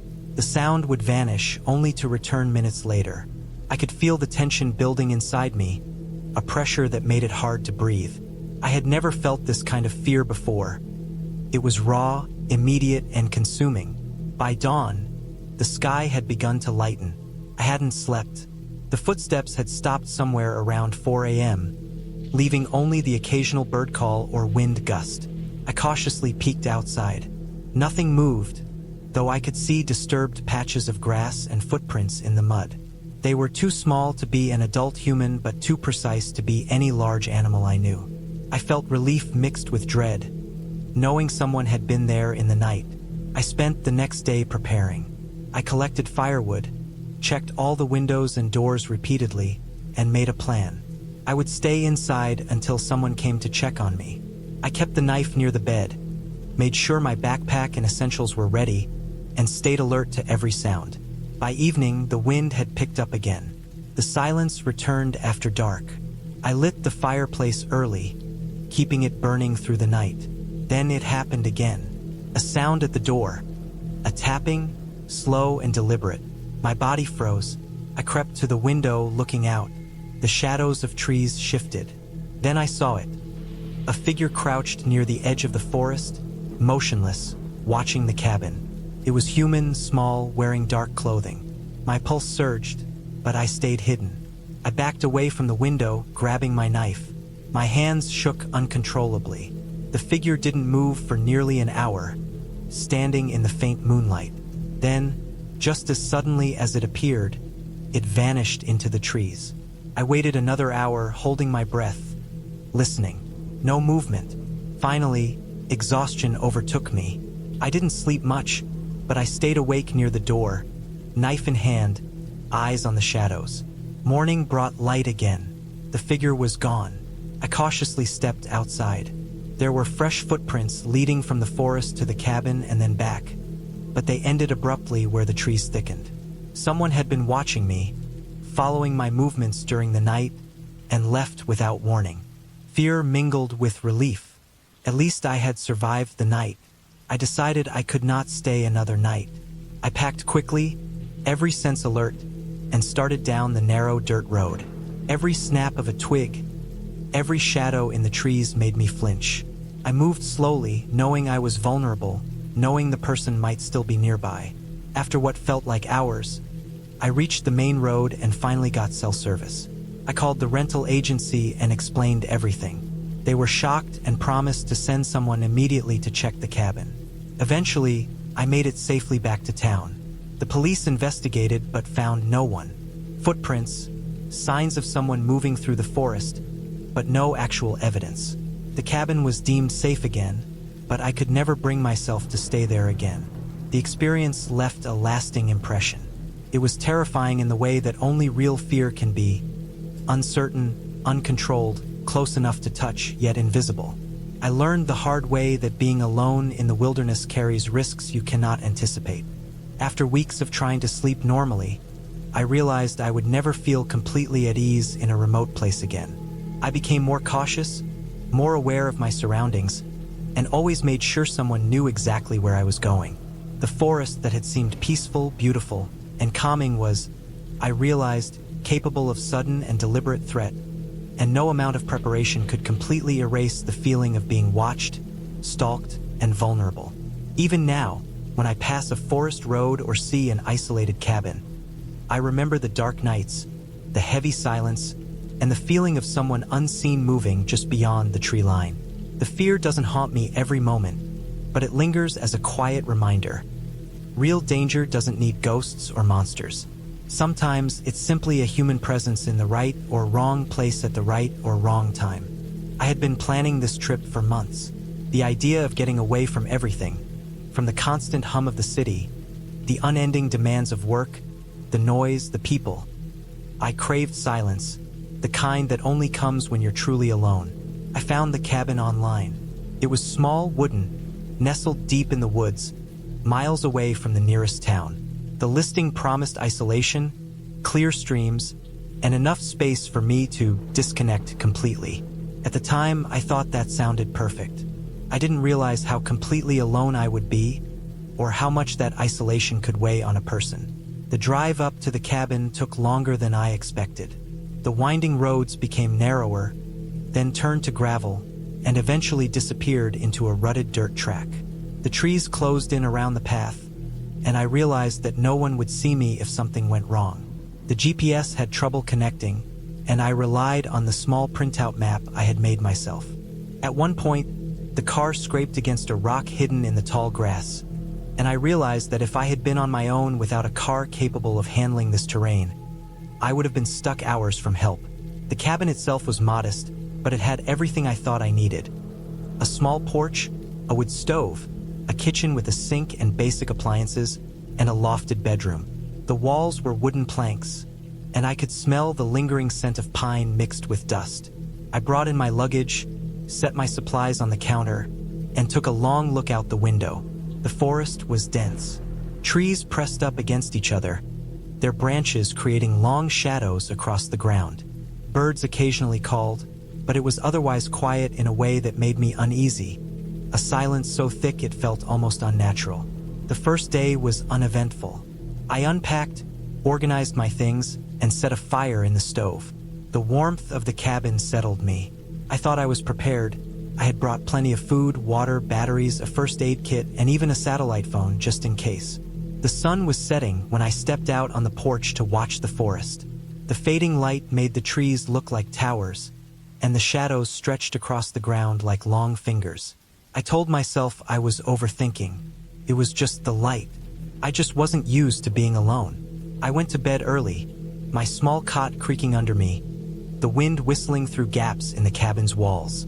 Night came, and with it, a heaviness that I didn't expect. Outside, the sounds of the forest were different at night. I could hear branches snapping, leaves rustling, and an occasional distant animal call. Something deep in me tensed, an instinctual alertness that I couldn't shake. I checked the locks on the doors, the windows, every corner of the cabin. Everything seemed fine. Still, I lay awake, listening to the forest breathe around me, my mind filling in noises, shadows turning into shapes that weren't there. Eventually, exhaustion overtook me, and I slept. The next day, I decided to explore. I wanted to understand my surroundings, to feel secure in knowing the paths, the water sources, anything that could matter if I got lost. I packed a small backpack with water, a flashlight, and my map, and left the cabin. The woods were beautiful but intimidating. Every tree seemed massive, every shadow deeper than I expected. I wandered along a small creek, noting landmarks. I thought I was being careful, keeping track of my path, but the forest had a way of folding in on itself. After several hours, I realized I had wandered farther than I intended. The sun was lower, and I didn't recognize the terrain. Panic started to creep in. I turned back, trying to remember the way, but every direction looked the same. Trees, shadows, the uneven forest floor. Hours passed, and I began to notice small things.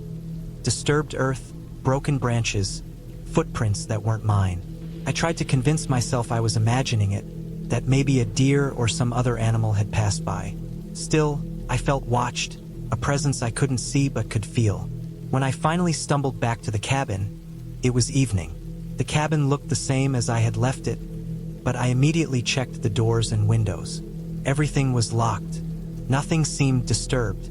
My pulse was still high, and I realized my flashlight batteries were low. I had spent too long wandering. I set another fire in the stove, sat near it, trying to calm myself. I ate a small meal, but I could not shake the feeling of eyes, of someone or something out there.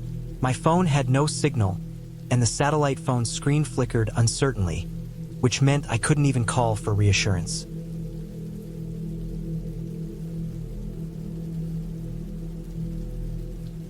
The following days passed in a tense rhythm. During daylight, I stayed mostly inside or near the cabin. I explored only briefly, marking trees and rocks so I would not get lost. Each day, the isolation pressed harder. The forest seemed to close in on me, to press against the cabin's walls. I started noticing small things. Footprints in the dirt near the porch that weren't mine. Things moved slightly from where I left them. At first, I rationalized it: wind, animals, maybe even my own forgetfulness. But the feeling of being watched grew stronger. I began sleeping with the door locked and a hatchet at my side. The stove kept me warm, but every crackle made me jump, thinking it was something else approaching. I started setting small traps and barricading weak points around the cabin, just in case. The rational part of me knew it was paranoia, but the other part, the part that had kept humans alive for thousands of years, refused to ignore it. One afternoon, I decided I had to get water from the creek.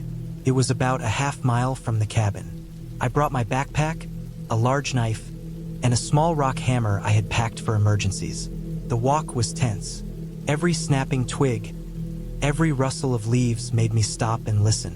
When I reached the creek, I noticed something odd. Fresh footprints led to the water and then disappeared into the trees. They were too large to be mine. I scanned the forest, but nothing moved. I filled my water bottles quickly and started back, my heart hammering. I made it to the cabin without incident, but the unease settled deeper. Someone had been nearby. I could feel it. That night, sleep came fitfully. I woke multiple times to noises outside, to shadows shifting. I stayed awake for hours, watching, listening, making sure nothing got too close. The fear was raw and tangible. My mind oscillated between rational thought and survival instincts. I checked my supplies constantly, and my routines became rigid. I collected firewood, inspected doors, set traps. The isolation began to feel like a tangible presence, pressing in on me from all sides. Days turned into a week. I knew I had to leave soon. My supplies were running low, and my nerves were stretched thin. I made a plan. I would leave at first light, hike down the path to the main road, and call someone to pick me up. I prepared my pack with essentials: water, food, knife, flashlight, hatchet. I also collected rocks and sticks for protection just in case. I slept poorly that night, listening to every rustle and snapping twig. The forest had become alive with threats in my mind, each shadow a potential danger. At dawn, I left the cabin quietly, stepping carefully to avoid making noise. The air was cold and crisp, mist lingering between the trees. I tried to walk silently, but each step seemed loud. I kept to the path I had marked before, following the landmarks I had memorized. Hours passed, and I felt relief as the trees thinned and the dirt track appeared.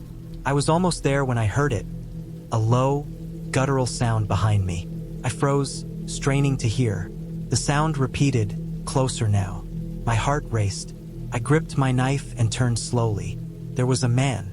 He was thin, ragged, dirty, and staring at me with an intensity that made my stomach churn. His clothes were torn, and his eyes were wild. He didn't speak. He just watched. I knew immediately that I had to get to safety. I moved slowly backward, keeping my eyes on him. I could hear him moving too, stepping quietly but deliberately through the underbrush. My mind raced. I remembered my backpack, my tools. I saw a fallen branch and picked it up, holding it like a club.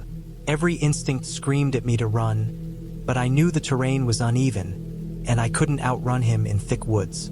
I edged toward a clearing, toward the road, the sound of his breathing growing louder. Finally, the gravel of the main road came into view. I bolted across, yelling, trying to make noise, hoping someone would hear. He did not follow. He stopped at the tree line, watching me disappear down the road. My legs burned, my lungs ached, but I didn't stop until I reached the first house at the edge of the forest. I pounded on the door until someone answered. Police came. They searched the woods, the cabin, the area around the creek. There was no sign of him when they arrived, and they told me that sometimes vagrants or escaped prisoners set up camps in remote areas. They didn't know who he was or why he had been near the cabin, but they confirmed that he had been there recently. I gave my statement, packed my things, and left the forest behind. The cabin, which had seemed so peaceful online, now felt like a trap I had narrowly escaped.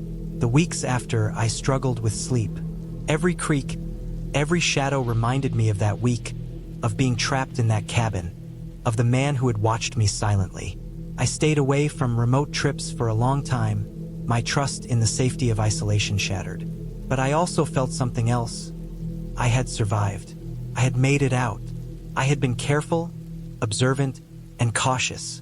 I had trusted my instincts when every rational thought tried to calm me. And in the end, those instincts had saved me. I didn't return to the cabin. It remained there, silent and hidden among the trees, a place that could lure someone into the same fear I had felt. But I was free, and I had learned the hard way what being truly alone in the wilderness could mean. Even now, years later, I remember the details vividly. The smell of the pine, the sound of the creek, the way the shadows stretched across the cabin floor, and the feeling of being watched. That cabin trip had been a mistake, but it had taught me something I couldn't have learned any other way. Awareness, caution, and respect for the isolation of the wild were not just lessons. They were survival. I had been planning this trip for months. Work had been unbearable. The constant pressure, the endless emails, and the noise of the city made it hard to breathe. I wanted silence, solitude, a place where nothing could reach me. That's how I found the cabin. It was small, almost hidden among the dense pine forest at the edge of a remote mountain range. The pictures online showed a modest wooden structure, rough but inviting. The surrounding trees looked thick, and there was a small clearing around the cabin. A narrow dirt road led to it, barely wide enough for a single car. I had booked it for a week, thinking I would spend my days hiking and my nights reading by the fire. I wanted isolation, but I wasn't expecting how absolute it would feel. The drive there was long. The city slowly disappeared behind me, replaced by rolling hills, then tall trees that seemed to lean inward over the road. The sun was low when I reached the turnoff. The dirt road was rough, covered with stones and patches of loose soil. My car rattled, and I felt every bump. The GPS had stopped working miles back, which I thought added to the adventure at first. By the time I pulled up to the cabin, the sky was bleeding into shades of orange and purple. The cabin sat alone in the clearing, the surrounding forest dark and quiet. I stepped out of the car, my legs sore from sitting, and immediately noticed the smell of wet pine and earth. It was sharp and clean. The air was cool, and I could hear the faint rustle of trees, maybe a squirrel or a bird settling in for the night. I thought it would be peaceful. I didn't know how wrong I would be. Inside, the cabin was small but sturdy. The wood smelled faintly of old smoke, and the furniture was rough-hewn but solid. There was a fireplace, a small kitchen area, a table with 2 chairs, and a bed tucked into the corner. The windows were thick and slightly warped, but they let in enough light. I unpacked slowly, enjoying the ritual of putting my things away, the way you do when you know you won't be leaving for a while. I made some tea on the small stove, opened a notebook I had brought for writing, and sat by the window. The forest outside was darkening quickly, shadows stretching across the clearing. A chill ran down my spine, the first real hint of unease. The first night was quiet. I fell asleep easily, the wind rustling through the trees a gentle lullaby. But around 2 in the morning, I woke. At first, I thought it was the wind, but then I realized there was a noise, faint, deliberate, coming from outside. I stayed still, listening. It was a dragging sound, soft but persistent, moving around the edge of the clearing. My heart began to beat faster. The windows were closed, the door locked, but the sound seemed close, too close to be random. I tried to convince myself it was a branch falling, a deer moving through the underbrush, anything to keep panic at bay. I stayed awake for hours, listening to the occasional thump or rustle, until the light began to return and the birds started their quiet morning chorus. By then, I was exhausted, my nerves frayed, but nothing had come close to the cabin. I told myself it was nothing, that I was imagining things. That was the first mistake. The next day, I tried to keep busy. I explored the surrounding forest, noting a narrow trail leading deeper into the trees. The forest was dense, old, and almost suffocating in its thickness. Moss covered everything. The trees were tall and close together, their trunks forming nearly solid walls. The trail wound upward, steep and uneven. As I walked, I felt watched, though I couldn't see anyone. Every crackle of a branch or snap of a twig made me start. I told myself again it was just wildlife, the natural noises of the forest, but a cold awareness lingered. By mid-afternoon, I had walked further than intended. I turned back, exhausted and hungry, only to notice something odd near the trailhead. A few footprints, heavy, smeared in mud, leading from the forest toward the cabin. I froze. They weren't deer tracks.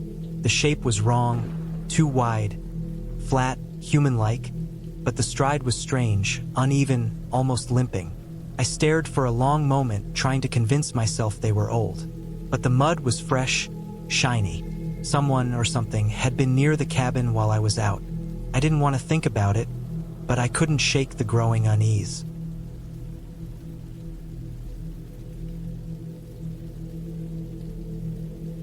That evening, I barricaded the cabin as best as I could without overreacting. I placed chairs against the door, locked all the windows, and kept a heavy wrench on the table beside me.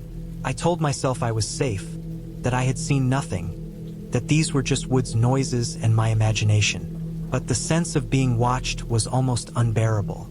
I couldn't relax, couldn't focus on the notebook or the fire. Around midnight, the noises returned. This time, heavier, louder, more deliberate. Something was walking around the clearing, stepping carefully but purposefully. I stayed flat on the floor near the window, peeking through the gap in the curtain. I saw a shadow, tall and broad, moving slowly. It stopped, crouched as if inspecting the ground, then continued. I didn't see a face, but I felt its eyes on the cabin, on me. Couldn't breathe. I stayed still until the first light of dawn, when it disappeared back into the forest. I didn't sleep that night, just sat trembling, heart pounding, waiting for morning. The following day, I debated leaving. The nearest town was hours away, and the dirt road was treacherous, especially if someone or something was out there. I tried to rationalize it. Maybe it was a hunter, maybe someone lost, maybe a group of campers. But nothing felt right. The prints were fresh, the movements deliberate, and the quiet dread was unrelenting. I spent the day reinforcing the cabin as best I could, stacking firewood against the door, securing the windows with spare boards I found inside. Every sound made me jump. A branch breaking, a bird taking off, the wind twisting through the trees. By evening, I felt trapped in a small wooden box surrounded by an invisible threat. I ate minimally, trying to conserve energy, and kept a lookout through the small gaps in the curtains. I didn't hear anything that night, but the silence was worse than the sounds. It was oppressive, thick, heavy, pressing in on me. I couldn't relax, couldn't convince myself I was safe. The next morning, I decided I had to move. Staying another night was not an option. I packed quickly, keeping my bag light, and planned my escape. I checked the road. Nothing. No cars, no people. Just the forest, silent except for the occasional bird call. I started the car and slowly drove onto the dirt road. I tried to stay calm, focusing on the path ahead. I drove cautiously, watching the tree line for movement. About 10 minutes down the road, I saw it. A figure, standing between the trees, partially hidden. It didn't move when I stopped, just watched. My stomach dropped. I didn't recognize it, and I didn't want to. I revved the engine and drove past slowly, eyes fixed on the road ahead. The figure stayed where it was, almost still, but I could see it following me with its eyes. I accelerated, heart hammering, and didn't look back. I didn't stop until the trees thinned and I saw the first signs of the paved road leading toward civilization. When I finally reached the town, the relief was overwhelming. I stopped at a small gas station, shaking, unable to speak. I filled the tank, checked the car, and for the first time in days allowed myself to breathe. I knew I had escaped, that whatever it was in those woods hadn't followed me beyond a certain point. The thought of returning made me feel sick. I left the town immediately, heading back toward the city, the familiar hum of traffic a strange comfort after the silence of the forest. Later, I contacted the owner of the cabin, detailing what I had seen, the footprints, the shadow, the constant feeling of being watched. They were sympathetic but mentioned no reports of other visitors or issues. They suggested perhaps a hunter or a lost hiker, but I knew it wasn't. The careful movements, the waiting at night, the way it seemed to know I was alone. All of it suggested someone or something was deliberately there, observing, waiting. I never returned to that cabin. I didn't camp or hike in remote areas for a long time after. But over time, I processed what had happened. The fear was raw at first, but eventually, I realized something important. I had survived because I stayed aware, because I trusted my instincts, because I didn't underestimate the danger even when it was unseen. The forest was beautiful, quiet, and serene, but it was also real, alive in ways most people don't understand. My time there taught me that safety is never guaranteed, and isolation can be as dangerous as it is peaceful. I still dream about it sometimes. The rustle in the trees, the shadow moving just at the edge of vision, the dragging footsteps in the mud. But now, those memories are tempered by a sense of accomplishment. I survived. I made it through without harm. And every time I drive past a forest road or a remote trail, I remember the cabin, not as a place of fear, but as a place where I learned how sharp, careful, and alive I could be when it mattered most. The forest, the cabin, the shadow, all remain vivid in my mind. I never needed to see a face, hear a voice, or confront it directly to understand the threat. Awareness, preparation, and cautious action had saved me. That knowledge has stayed with me, stronger than any fear. It shaped how I think about solitude, about safety, about respect for the quiet, living world around me. And that is the clearest ending I can give. I returned, alive, carrying every detail with me, knowing that even in complete isolation, I could survive. That forest, that cabin, that week of terror, they became a testament to endurance and awareness, a clear line between fear and safety that I will never forget. I remember the first moment I saw the cabin, standing isolated among the dense trees at the edge of a steep slope. The forest was quiet in a way that made every small sound stand out. The creak of the trees, the faint scuttle of some animal across the undergrowth. The air was thick with the smell of damp earth and pine, and the sunlight that broke through the canopy felt muted, almost gray. I had found this place on a map while searching for somewhere completely off the grid, a place where I could be alone for a few days and leave the world behind. The pictures online made it look inviting. A small, wooden cabin with a single chimney and a porch that overlooked a valley. But as I walked closer, I realized the pictures had been taken on a bright summer day. Today, the cabin looked tired, abandoned even, and the forest seemed to press in on it. I had brought a backpack with the usual camping supplies: food, water, a small stove, a sleeping bag, but no one had told me just how isolated this cabin truly was.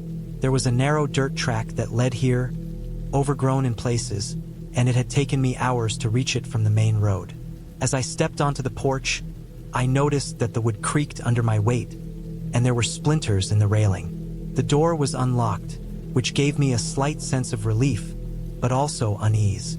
I pushed it open slowly, the hinges groaning, and stepped into the cabin. Inside, the smell hit me first. A mix of damp wood, mildew, and something that reminded me of old, dry leaves.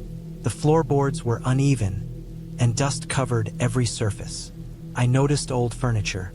A table with peeling varnish, a couple of chairs, and a small bed tucked into a corner. A fireplace sat at the far end of the main room, its chimney blackened with soot. There were no curtains on the windows, and the glass was grimy, letting in little light. I dropped my backpack by the door and began to explore. The kitchen was tiny, with a rusty sink and shelves that had long since lost their usefulness. I checked for water and food, hoping maybe the previous owner had left something usable, but everything was spoiled or covered in dust. I realized quickly that I was completely alone. The thought should have been comforting. I had come here for solitude, but instead, it carried a weight. Every creak of the cabin, every gust of wind that rattled the windows, made my heart jump. I decided to start a fire in the fireplace. The kindling I had brought from home was damp, and the wood I found in the cabin seemed equally reluctant to burn. It took longer than expected, and by the time flames finally flickered and the room warmed, it was already late afternoon. The light outside was fading, and shadows stretched long across the walls, making the cabin feel smaller, more confined. I spent the evening preparing a simple meal and organizing my supplies.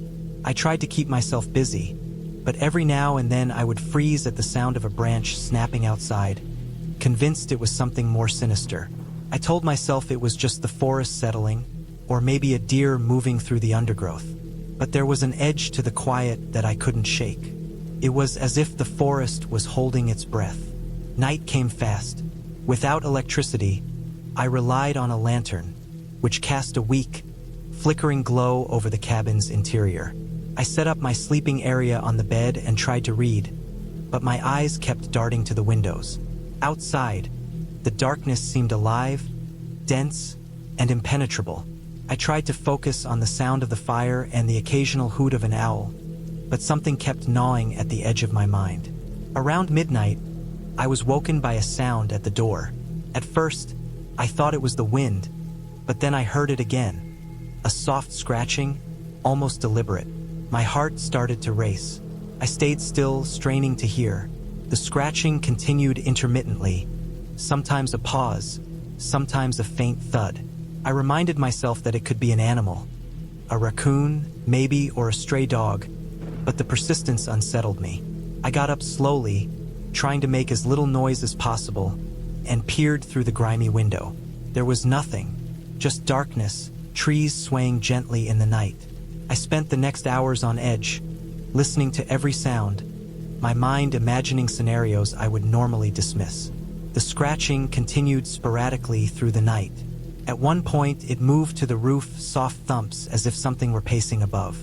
I stayed in bed, frozen, listening, telling myself I couldn't deal with whatever it was now. That morning would bring clarity.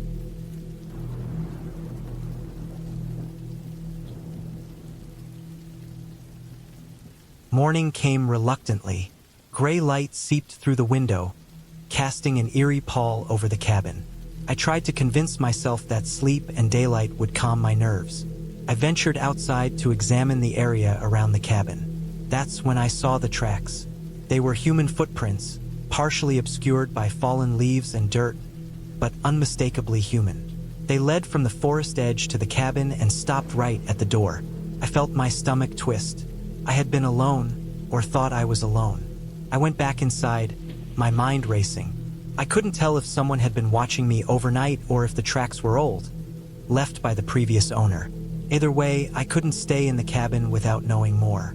I decided to explore the surrounding area cautiously, sticking close to the path I had taken in. The forest was dense, and every step felt heavy, the undergrowth snagging my boots. I noticed signs that someone had been in the area recently. Broken branches, discarded wrappers, a faint smell of smoke in the air. Someone else had been here, and possibly they were still nearby. Over the next day, I tried to remain calm, keeping busy by gathering firewood, checking my supplies, and patrolling the perimeter of the cabin. Each time I stepped outside, I scanned the trees and undergrowth, half expecting to see a figure watching me. The fear was constant, gnawing, but I forced myself to focus on practical tasks. I made sure my tools were close at hand, reinforced the door with a heavy chair, and even set up simple makeshift alarms with tin cans tied to string around the perimeter. That night was worse. The scratching returned, this time more insistent, punctuated by muffled footsteps circling the cabin. I could hear heavy breathing, or maybe it was just the wind, but every instinct screamed that I was not alone. I stayed awake until dawn, barely sleeping, jumping at every sound. I realized that my situation had become dangerous. I had no means of immediate help. My phone had no signal, and I was miles from the nearest town. By the second day, I knew I had to take action. I packed a small bag with essentials, water, food, first aid supplies, a knife, and my backpack, and decided to leave the cabin behind. I mapped the safest route back along the path I had come, trying to move quietly, observing the surroundings for signs of anyone else. The forest seemed even denser now, oppressive, as if it were closing in. I kept my pace steady, careful not to make noise that would attract attention. As I walked, I noticed more signs of habitation. Old fire pits, discarded cans, footprints, but no one. It was unnerving, the knowledge that I had entered a space that others had also claimed, maybe not long ago, and perhaps with ill intent. My imagination churned scenarios, but I forced myself to focus on facts. The tracks, the sounds, and my instinct to stay alive. Eventually, after hours of careful walking, I reached a clearing where the forest thinned. From here, I could see the distant road. Relief flooded me, but I stayed vigilant, scanning the trees as I moved. When I finally reached the road, I was exhausted, covered in scratches and dirt, my clothes torn, but safe. A car passed by and I flagged it down. The driver looked at me with surprise and concern, and I explained briefly that I had been staying at a remote cabin and needed help. They offered a ride to the nearest town, and I accepted without hesitation. In the town, I contacted the local authorities, explaining the situation at the cabin. They took the report seriously and told me that the area had a history of squatters and illegal activity, but rarely was anyone harmed. They advised me to avoid going back alone and warned that the cabin was considered unsafe. I felt a mix of relief and lingering unease. I had survived, but the memory of the dark nights, the constant sounds, and the footprints at my door stayed with me. I returned home the next day, grateful to be back in the familiar, noisy world. It took weeks to shake the feeling of being watched, to stop hearing the scratching and footsteps in my mind. But eventually, life returned to normal. I kept my camping trips closer to populated areas after that, and the story of the cabin became a cautionary tale I would tell myself and a few trusted friends. Solitude can be a fragile thing, and nature, while beautiful, can be quietly threatening in ways you don't expect. The experience left me wary, yes, but also strangely grateful.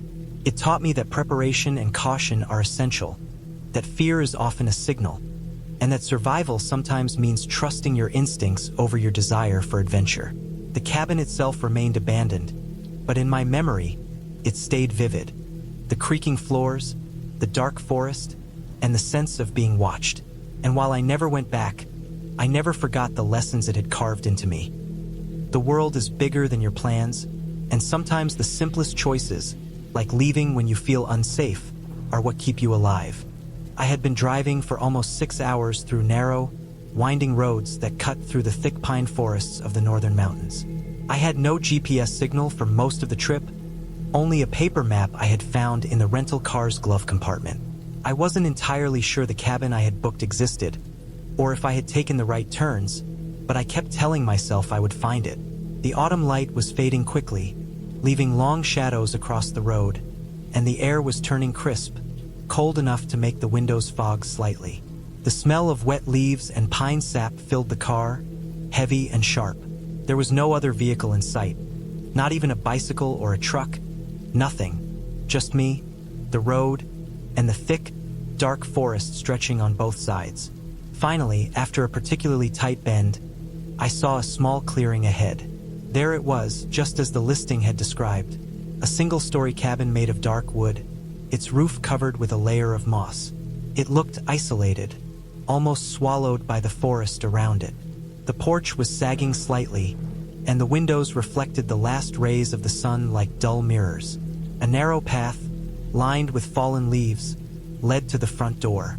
I parked the car on what I guessed was meant to be a driveway, and for a moment I just stared at the cabin, feeling a mix of relief and unease. There was no light coming from inside, and no sign of life anywhere. I grabbed my bag and stepped onto the porch. The wooden boards creaked under my weight, and a chill ran through me that had nothing to do with the temperature. I pulled out the key I had received by email and unlocked the door. It swung open easily, as if it hadn't been used in a long time. The smell hit me immediately. Dust, damp wood, and a faint, sour odor I couldn't identify. I flipped the light switch, but nothing happened. Not unexpected. I had read in the reviews that the electricity could be unreliable. I set my bag down and took out the small flashlight I had packed. The interior was small but simple. The floor was wooden, scratched in several places, and covered in a thin layer of dust. The living area had a couch, a small table, and a wood-burning stove in one corner. The kitchen was compact, with basic appliances, and a few dusty pans hung from hooks above the counter. There were 2 bedrooms, both sparse and cold, and a small bathroom with a shower. Everything looked old, but functional enough for a weekend away. I placed my bag on one of the beds and walked around the cabin, trying to shake off the feeling of isolation creeping into my chest. I unpacked a few things, set up the flashlight on the table, and decided to start a fire in the stove. The wood smelled dry enough, so I stacked a small pile and lit it. The flames caught quickly, and soon the room was bathed in a soft, flickering orange glow. The warmth was immediate, but it didn't erase the sense of being watched that had been gnawing at me ever since I arrived. I told myself it was just the isolation, the silence, and the way shadows stretched across the room, turning ordinary shapes into something unnerving. Night fell fully, and the forest outside became a dark, motionless wall. The wind rustled through the trees, making the branches scrape against each other and the cabin walls. I lay on the bed, listening to the sound, feeling the floorboards creak as if the house itself was settling. I tried to read a book, but I kept glancing toward the window, feeling that the darkness outside wasn't just empty. Something about the way the shadows moved when the wind hit the trees made me tense. I couldn't explain it, but the hair on my arms kept standing up. I eventually decided to explore outside. I put on my jacket and boots and stepped into the cold night. The air smelled of wet earth and pine, sharp and clean. I followed the path that led away from the cabin, hoping to get a sense of the area, maybe find a stream or a small clearing. The beam from my flashlight cut through the dark, illuminating leaves and roots in a narrow circle. The silence was immense, almost oppressive. I couldn't hear any animals, no owls, no rustling of small creatures, nothing. It felt like the forest itself was holding its breath. As I walked further, I noticed footprints in the mud, fresh and irregular, leading deeper into the trees. They were larger than mine, with a strange gait, almost like they were half running, half dragging. I froze, my heart racing. I considered turning back, but curiosity got the better of me. I followed the prints, careful to step lightly, my ears straining to catch the smallest sound. The prints led to a small clearing I hadn't seen from the cabin. The ground was churned up, and the trees around it were scarred, as if something had been moving violently. There was a faint smell of blood, coppery and metallic, hanging in the air. I shined my flashlight around, my breath catching in my throat. I didn't see anything at first, just the dark shapes of trees and underbrush. But then I noticed something on the ground. Small pieces of torn fabric, dirt-stained and dark. It looked like remnants of clothing. My stomach tightened, and I knew I had to go back to the cabin. I hurried back, the forest seeming to stretch endlessly around me. Each snap of a twig underfoot sounded like a gunshot. When I finally reached the porch, I leaned against the railing, breathing heavily. I locked the door behind me, checked the windows, and started the stove again, letting the flames and the light fill the room. I tried to calm down, telling myself that it could have been an animal or someone camping in the forest. But the prints and the torn fabric had been deliberate, messy, and too large to be small animals. I couldn't shake the feeling that someone or something had been there very recently.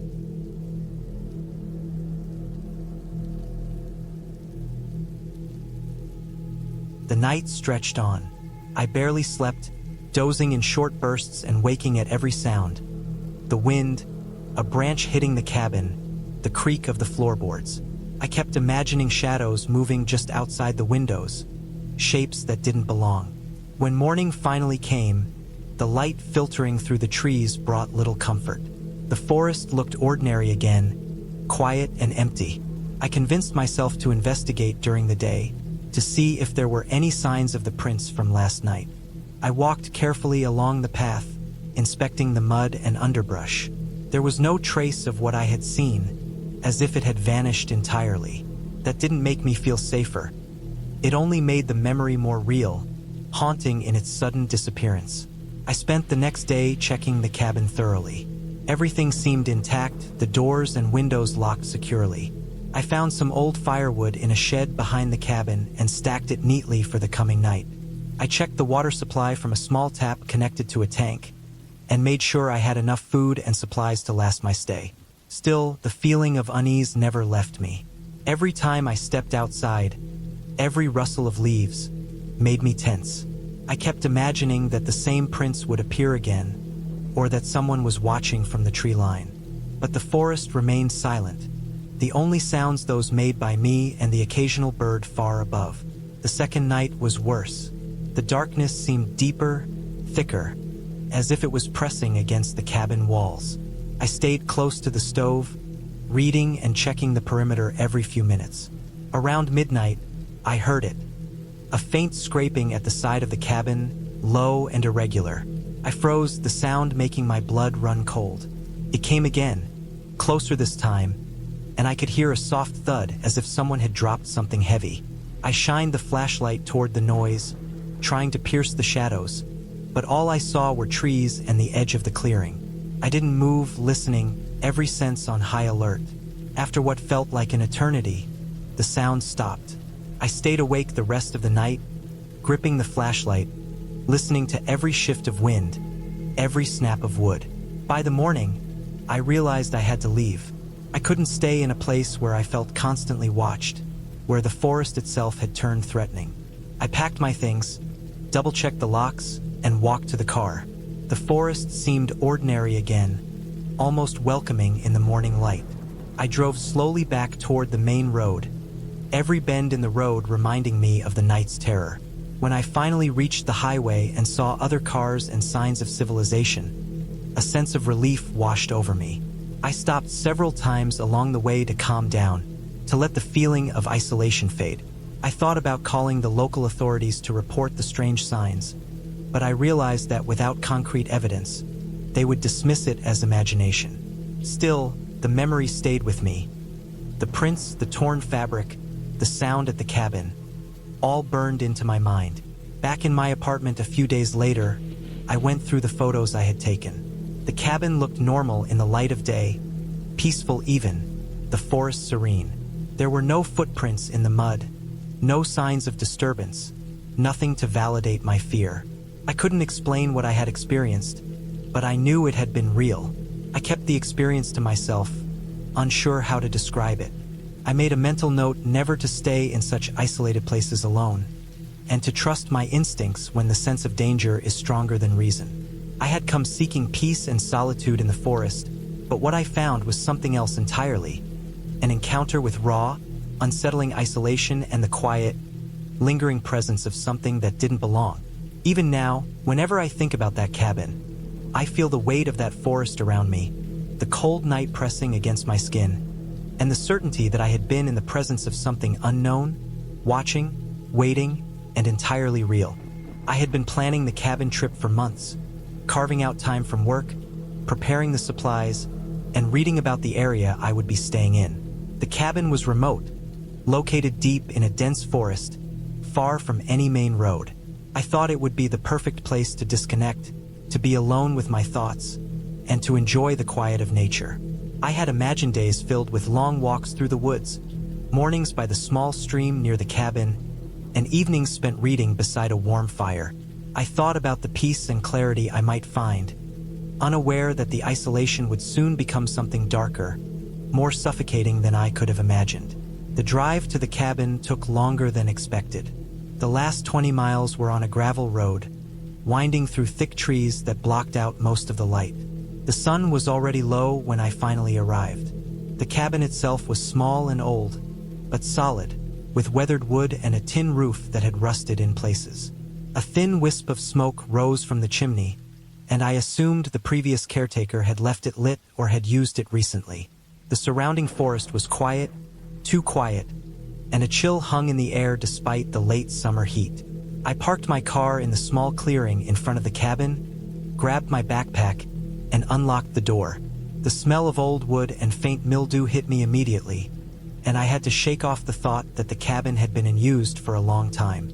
Inside, the cabin was sparse but functional. There was a small kitchen area with a wood stove, a table with a few chairs, a small couch, and a bed in a separate corner. A fireplace dominated the main wall, and near it was a stack of firewood, covered in a thin layer of dust. I set down my backpack and started unpacking, laying out my clothes and food supplies. The sun was setting, casting long shadows across the room. I felt a small pang of unease as the forest outside darkened, but I told myself it was just the isolation. I had come here to be alone, and being alone meant accepting the natural quiet around me. I lit the fire in the stove, and the warm glow of the flames filled the room. I made myself a simple dinner, a can of beans and some bread, and tried to settle in for the night. Outside, the forest seemed to be holding its breath. I could hear faint rustling in the trees, the occasional crack of a branch under what I assumed were small animals, and the wind moving through the leaves. Nothing threatening, just the ordinary noises of the wilderness. Still, I couldn't shake a small, gnawing feeling that I was being watched, that the quiet was not just quiet but something heavier, deliberate. I told myself it was my imagination, that my mind was overthinking the isolation. The night passed slowly. I woke several times, hearing sounds I couldn't identify.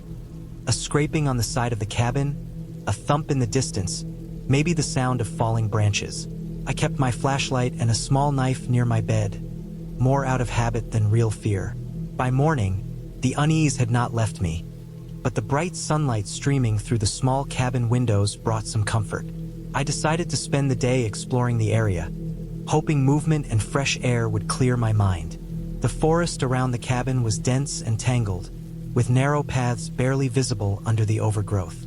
I followed a small stream at first, enjoying the sound of flowing water. The woods were alive with birds and insects, but every now and then, a sharp silence would fall, the kind that made my chest tighten. I would hear leaves rustling in a way that suggested something much larger than a squirrel, or a twig snapping under a heavy footstep, but when I looked, there was nothing. I walked for hours, marking my route carefully, making mental notes of landmarks so I could find my way back. By late afternoon, I was several miles from the cabin, and the shadows had grown long. I decided to turn back, but as I retraced my path, I realized I had lost the small markers I had noted. The forest seemed to shift around me, trees looking different from where I had thought they were. Panic set in slowly at first, then more sharply. I tried to remain calm, telling myself to stop, take a breath, and focus. I used the sun as a guide, walking in what I believed was the correct direction, but every turn seemed to lead me deeper into the forest rather than toward the clearing I remembered. The shadows lengthened, and I could feel the air growing colder as evening approached. I could hear movement around me, branches snapping, leaves rustling, footsteps that didn't match my own. My heart raced. I knew I had to find the cabin before darkness fell completely.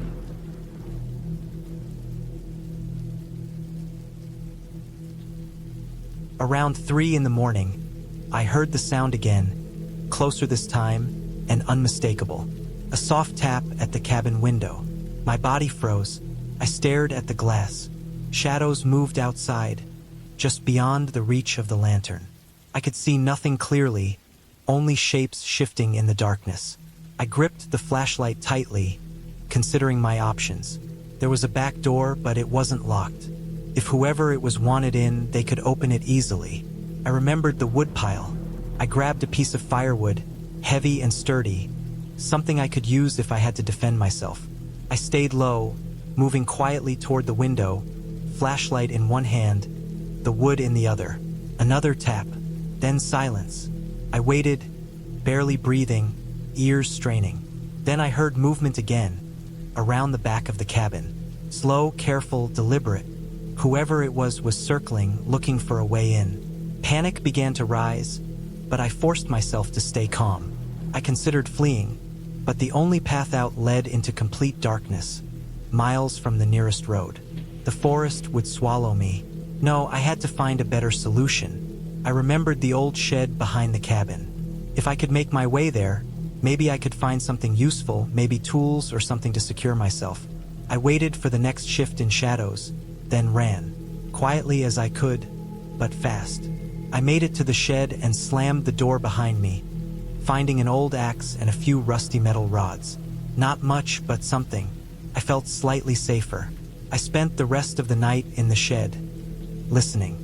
Whoever had been outside eventually disappeared, or perhaps moved on, but I couldn't be sure. I didn't sleep again that night. Dawn came slowly, gray and cold. I left the shed only when the first light made it harder for someone to remain hidden in the trees. The cabin was empty, nothing disturbed inside, but the front door was unlocked. The latch jiggled. Someone had been there. I packed my things quickly, deciding I wasn't going to risk staying another night. The walk back to the car was nerve-wracking. Every sound seemed amplified. Every rustle of leaves or snap of a branch made me flinch. I moved faster than I normally would have, backpack bouncing against my shoulders. By the time I reached the car, I was sweating despite the cold. I started the engine, checked the doors, and drove off without looking back. The entire drive back to the city, I kept replaying the events in my mind. Who had been there? What did they want?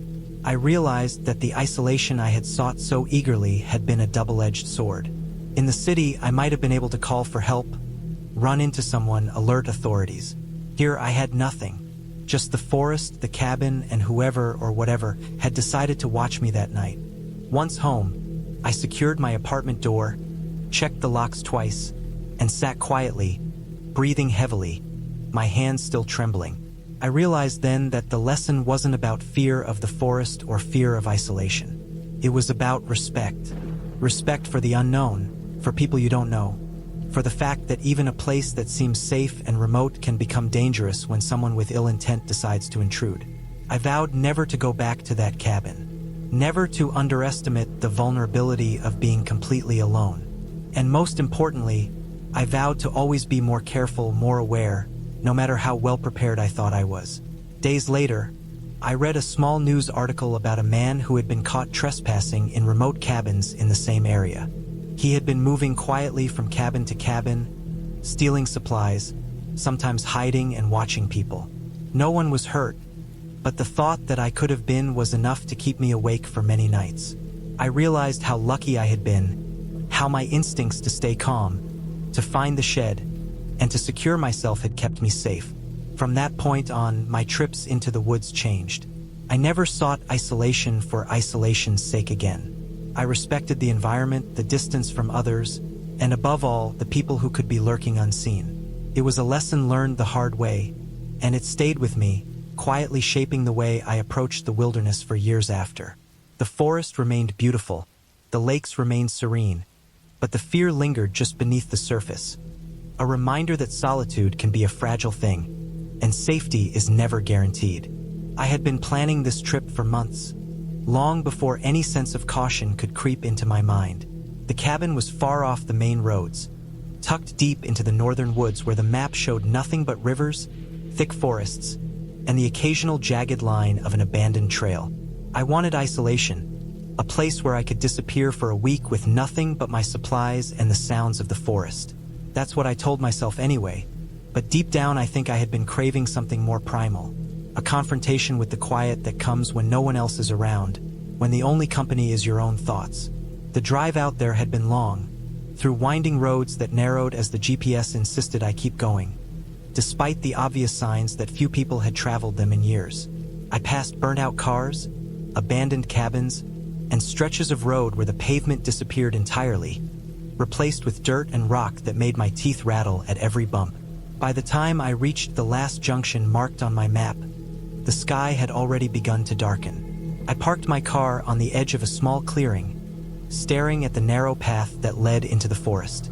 My backpack was heavy, packed meticulously with all the essentials: food, water, a first aid kit, a few basic tools, and extra batteries for the flashlight. I thought I was ready. I wasn't ready, and I didn't know it yet. The cabin appeared around the next bend. From a distance, it looked almost picturesque. A small wooden structure with a stone chimney, surrounded by towering pines and a shallow creek that glimmered faintly under the fading light. Closer up, though, the wear of time became apparent. The wood was weathered, the roof sagging slightly in places, and the windows thick with grime. The door hung uneven on its hinges, though it was solid and sturdy, and the lock seemed functional, at least at first glance. I pushed it open with a creak that echoed into the forest, the sound swallowed almost immediately by the trees. Inside, the cabin smelled of damp wood, dust, and old smoke. The remnants of a fireplace fire lingered in the hearth. I placed my pack down and walked around, inspecting the space. There were basic furnishings: a small table, 2 chairs, a bed with a thin mattress, and a few shelves with dusty jars and cans. It wasn't luxurious, but it was enough for what I wanted. A week alone. The first night was peaceful, almost soothing. I started a small fire, listened to the crackle of the logs, and made a simple meal over it. Outside, the forest was alive with sounds: the rustle of leaves, distant bird calls, the occasional snapping of twigs that made me pause. I kept telling myself it was just wildlife, deer or raccoons, nothing dangerous. I went to bed early, exhausted from the drive and the hike to the cabin, and fell asleep to the comforting rhythm of my own breathing. The second day was uneventful but unsettling in subtle ways. I had planned to explore the area, so I spent hours hiking the nearby trails, studying the creek, and mapping the surrounding woods in my mind. Everything seemed normal until I noticed signs that someone, or something, had been near the cabin recently. There were footprints, fresh and human, leading from the edge of the woods toward the clearing, then stopping just short of the cabin. They weren't mine. My first reaction was denial. Maybe a local had wandered close, curious or lost. Maybe it was hunters or someone checking abandoned properties. I tried not to let it bother me, but the unease lingered, gnawing quietly in the back of my mind. That night, I double-checked the locks, stacked firewood near the door, and kept a hatchet within arm's reach beside the bed. The third day, the isolation began to press harder. I was used to being alone, but there's a difference between solitude by choice and solitude where you feel observed. Around mid-morning, I noticed the subtle noises that had started days before. Branches snapping at odd angles, the occasional crunch of leaves that didn't match any trail, and what sounded like whispered movements just beyond the treeline. I reminded myself it was the wind, or animals. Still, the hairs on the back of my neck stood up more often than not. I spent that afternoon walking along the creek, trying to clear my mind, but even there I couldn't shake the feeling that eyes were on me. When I returned to the cabin, I noticed small changes, things that hadn't been there before. A jar moved from the shelf, a chair slightly shifted. I was certain I had left them untouched. My stomach tightened. I kept telling myself it was my own imagination, the mind playing tricks in isolation. But the evidence built in small, undeniable increments.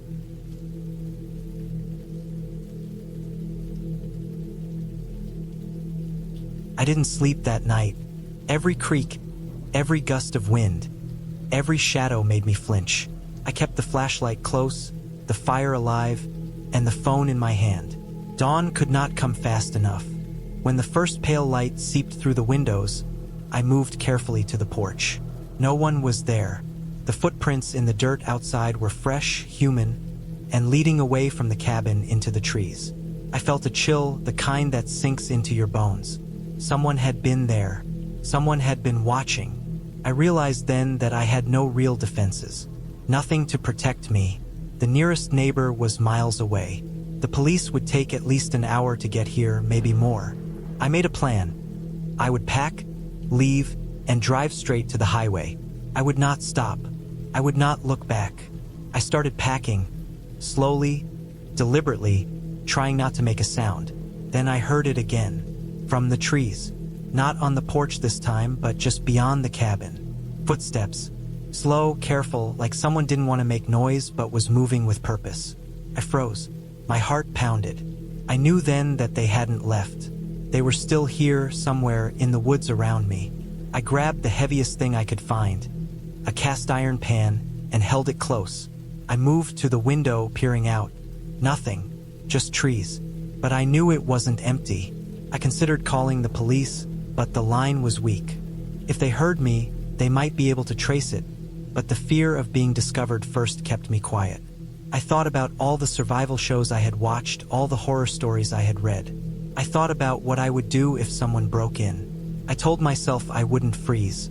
I would run. I would fight. I would survive. The footsteps stopped. Silence fell. The kind of silence that makes you almost dizzy. I waited, listening, trying to catch the smallest sound. Then, just as suddenly as it had stopped, the sound of leaves rustling came from the far side of the cabin. I could feel my hands trembling. My instincts screamed at me to get out. I made a choice. I wouldn't wait. I grabbed my pack, slung it over my shoulder, and slipped out the back door into the woods. I ran. Not a controlled run, but a desperate, wild sprint. My legs burned. My lungs screamed. My heart pounded so loudly I thought it might burst. I didn't look back. I could hear the wind, the breaking of twigs, maybe footsteps, maybe nothing. I ran until I could run no more, until my legs gave way and I stumbled into a small clearing. There was a dirt path ahead, faint but visible. I followed it, not stopping. Hours passed. I didn't know if I was in circles or moving closer to safety. I tripped. I fell. I scraped my hands and knees on roots and rocks. My pack was torn, my flashlight broken, the battery dead. My clothes were wet with sweat and dew. But I kept moving. I told myself that stopping meant certain danger. Finally, as the sun began to climb high, I saw a road. A real road, paved and dusty with tire tracks. I ran toward it, waving my arms, shouting. A car appeared in the distance. I flagged it down, collapsing in relief as the driver stopped. I told them everything, in fragments, frantic and gasping. They called the police. I was safe. The cabin was eventually searched. There were footprints around it, but no one was caught. I never went back. I never stayed in another isolated cabin alone. I thought about it a lot afterward, about how close I had come to being trapped, about how real fear feels when there is no one to protect you. Months later, I found out the cabin had been targeted by a group of local burglars. They would wait for isolated renters, watch them, and sometimes confront them. I was lucky. Nothing happened inside the cabin, nothing permanent. But the experience stayed with me.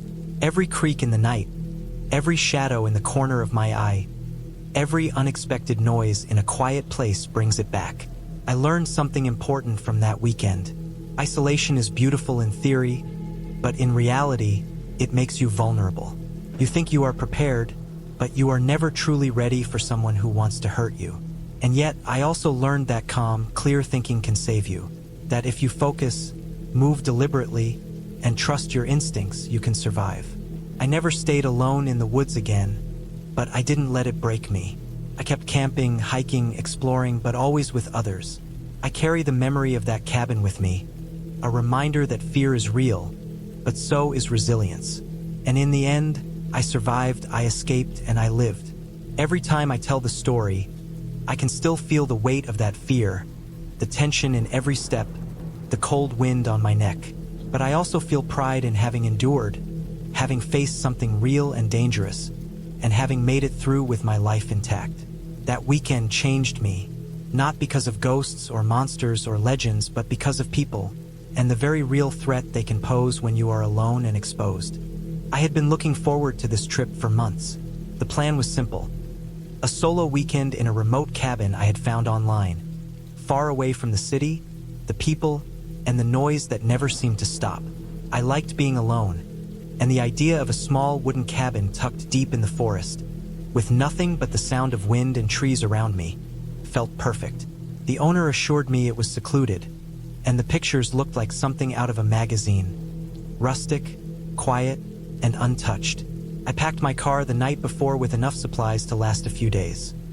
Food, water, camping gear, extra blankets, a first aid kit, and a good flashlight. I even took a small axe and a pocket knife just in case.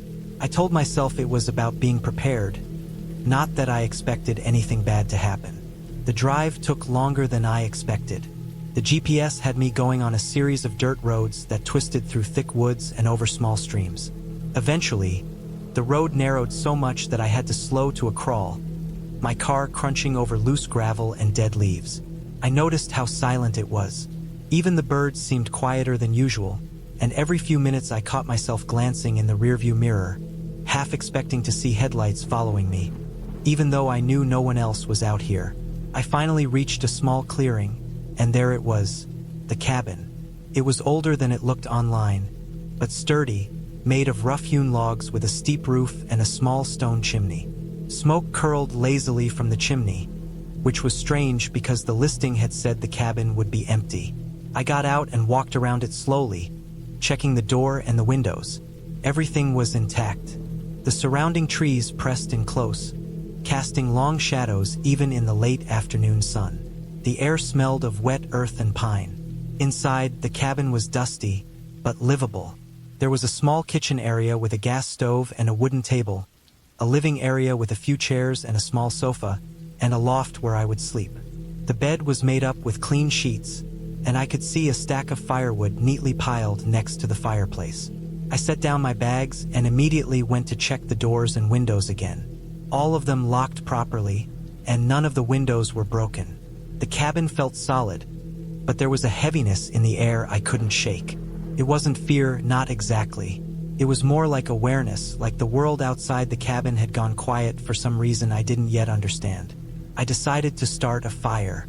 I stacked a few logs, laid kindling underneath, and struck a match. The flames caught quickly, casting flickering shadows on the walls. The sound of the fire crackling was comforting, and I sat on the sofa, taking in the space. It was small, but enough for me. I unpacked some food and ate slowly, enjoying the quiet and the isolation. The sun began to sink behind the trees, and I noticed how fast it got dark out here. Within an hour, the cabin was swallowed by shadow, the only light coming from the fire and the weak beam of my flashlight. That night, I lay in the loft staring at the ceiling. Outside, the wind had picked up, rattling branches against the walls. Every sound felt sharper in the dark. I thought I heard footsteps outside, light and quick, like someone was walking around the cabin. But when I turned on the flashlight and looked through the windows, there was nothing, just trees. I tried to convince myself it was an animal, maybe a deer or a raccoon, but the sound didn't match what I was used to hearing in the forest. It sounded deliberate, like someone was testing whether I was awake. I eventually fell asleep with the fire still burning, the shadows dancing across the walls of the loft. The next morning, I woke early. The cabin was cold, and frost had formed on the windows. I checked outside. There were footprints in the dirt around the cabin, but they weren't mine. Small, booted prints, circling the cabin, leading into the trees and stopping abruptly. My heart sank. I had no cell service, no way to call anyone if something happened. I looked around for signs of who had been here, but there was nothing. No trash, no supplies, no other signs of life. I told myself it was probably a hunter or someone passing through. Maybe they had just left. I tried to shake the feeling, but I couldn't ignore the unease crawling up my spine. I spent the day preparing the cabin. I stacked more firewood, cleaned up the small kitchen, and explored the surrounding area. The forest was dense, almost suffocatingly so, with trees pressing close and vines crawling over fallen logs. The sun barely reached the ground. I tried to enjoy the solitude, but every so often I felt eyes on me, like I was being watched. I dismissed it as paranoia. No one could see me out here unless they were dangerously close, and I didn't see any tracks leading into the woods. As evening fell, I noticed something else. The cabin door, which I was sure I had locked, was slightly ajar.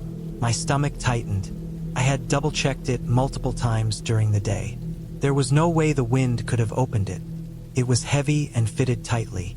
I stepped outside, checking around the cabin. There was no one there, but the footprints from the previous day were still around, circling closer than before. My hands shook as I pushed the door closed and locked it again. I made sure to wedge a chair behind it this time.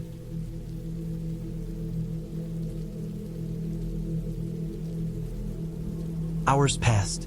My water supply was low, and my energy was fading. The forest became oppressive, each tree seeming like a barrier, each shadow a threat. The sounds grew louder now, closer, almost deliberate. I told myself to stay calm, to think logically. I tried to retrace my steps, tried to recall every detail of the path I had taken, but the forest seemed to have swallowed all landmarks. Night fell, and I was still lost, the darkness swallowing everything around me. I could barely see my hands in front of my face, and the small beam of my flashlight did little to penetrate the shadows. Every sound felt amplified. The creak of a branch, the rustle of leaves, the distant cry of a bird. But now there were other sounds, subtle at first, but growing more distinct. Footsteps that were not mine, moving with a pattern, deliberate, following me. I ran. My legs carried me over roots and rocks, branches tearing at my clothes and skin. I didn't know where I was going, only that I had to escape, to reach somewhere safe. The forest seemed endless, oppressive, closing in from all sides. At some point, exhaustion overtook me, and I collapsed near a small thicket, panting, my body trembling. I could hear the steps getting closer, and I pressed myself against the ground, trying to make myself small, invisible. I had no idea if anyone was following me or if my mind had created these sounds in my terror. I stayed like that for what felt like hours until the sound of movement finally stopped. I waited until the first gray light of dawn began to seep through the trees before I moved. Carefully, I started walking, listening to the silence, trying to pick up any familiar signs. My legs were sore, my throat dry, and my stomach cramped from hunger. I forced myself to focus, and finally, after what felt like an eternity, I recognized the small stream I had followed the day before. Relief flooded me, but I did not let myself relax completely. I followed the stream, careful to stay alert, until I finally saw the clearing and the cabin. The sight of the cabin brought a mix of relief and disbelief. I stumbled toward it, my body weak and shaking. I locked the door behind me once I entered and collapsed onto the couch, utterly drained. My hands were scratched, my clothes torn, and my mind still racing. I sat there for a long time, staring at the walls of the cabin, listening to the familiar creaks and groans of the old wood. I had made it through the night, through the forest, through something that had tested every bit of my endurance and willpower. Over the next few days, I stayed close to the cabin, exploring only short distances during daylight, always marking my path carefully. I learned to pay attention to small details. The way the sunlight fell through the trees, the sound of the stream, the positions of certain large rocks.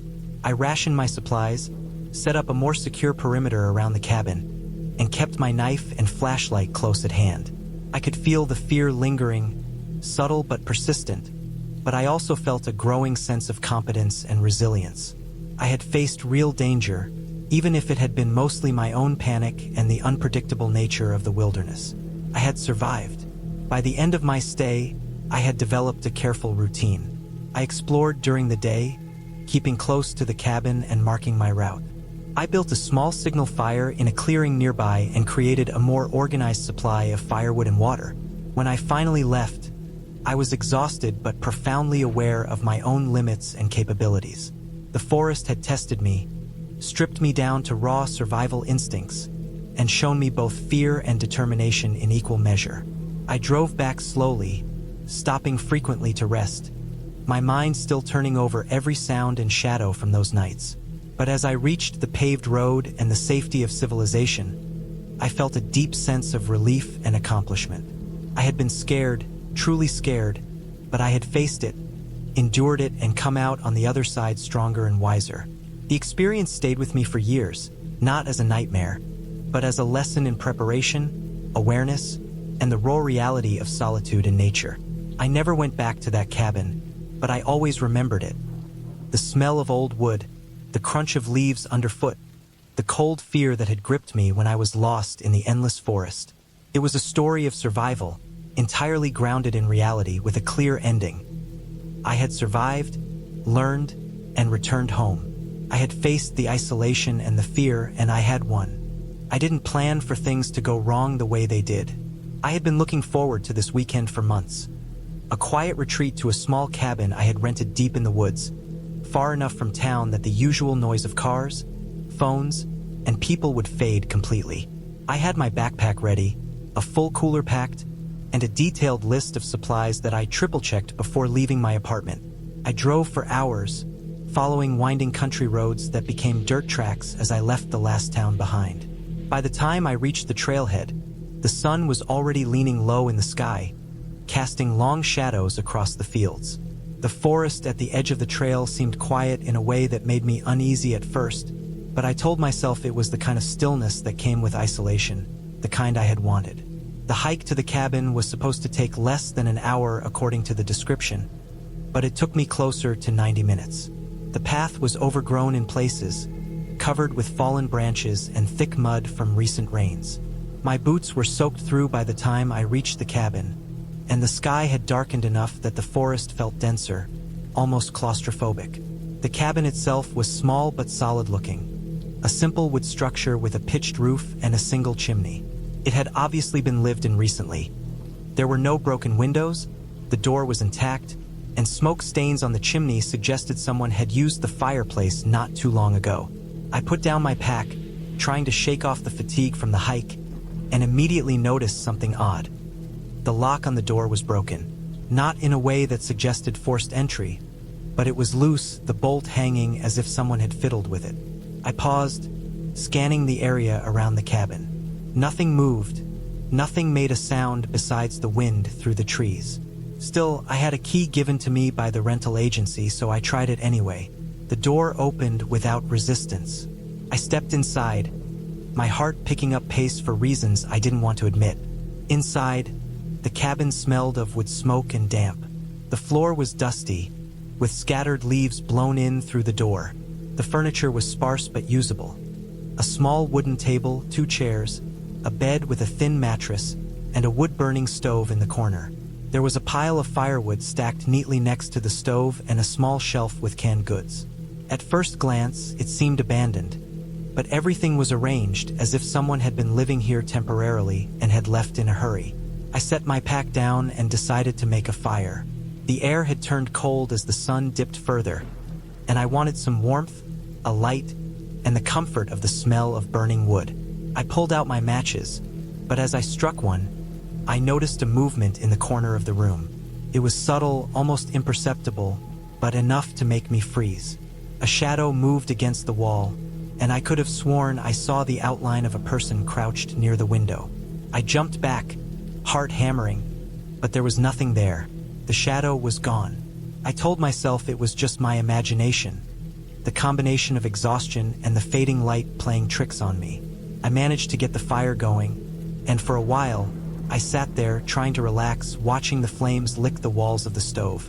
Outside, the wind picked up, rattling the cabin and throwing long branches against the walls. I told myself it was normal. I had read that forests at night were full of sounds, things you didn't notice during the day. Still, the sense that something was off refused to leave me. Later that night, I tried to sleep, but the cabin didn't offer much comfort. Every creak in the wood, every thump of a branch outside felt magnified. I lay in the bed, eyes open, listening. Around midnight, I heard it, a faint scratching sound at the back of the cabin, near the storage shed attached to the side. My first thought was that it was a raccoon or some other animal, but the sound was deliberate, heavy, like nails against wood. I forced myself to breathe slowly, telling myself it was nothing. I thought about going outside to check, but the forest beyond the small clearing was pitch black, and I didn't want to confront a wild animal in the dark. I spent the next few hours in a state of tense wakefulness. Every noise made me jump, every shadow felt alive. Then I noticed something else. The supplies I had left out were slightly disturbed. My backpack, which I had left zipped and leaning against the wall, had been moved closer to the bed. My water bottle, which I had set on the table, was knocked over. Panic began to set in. I had told myself I was safe, that the cabin was isolated, but now the evidence suggested someone had been inside. I considered calling the rental agency, but the phone signal was weak, and I didn't want to leave the cabin to look for a better signal. I retrieved a large kitchen knife from the drawer, holding it in my hand, and walked cautiously through the cabin, checking every corner. Everything seemed in place, except for the small disturbances I had noticed. I locked the door as best as I could and piled chairs against it, trying to create a barrier.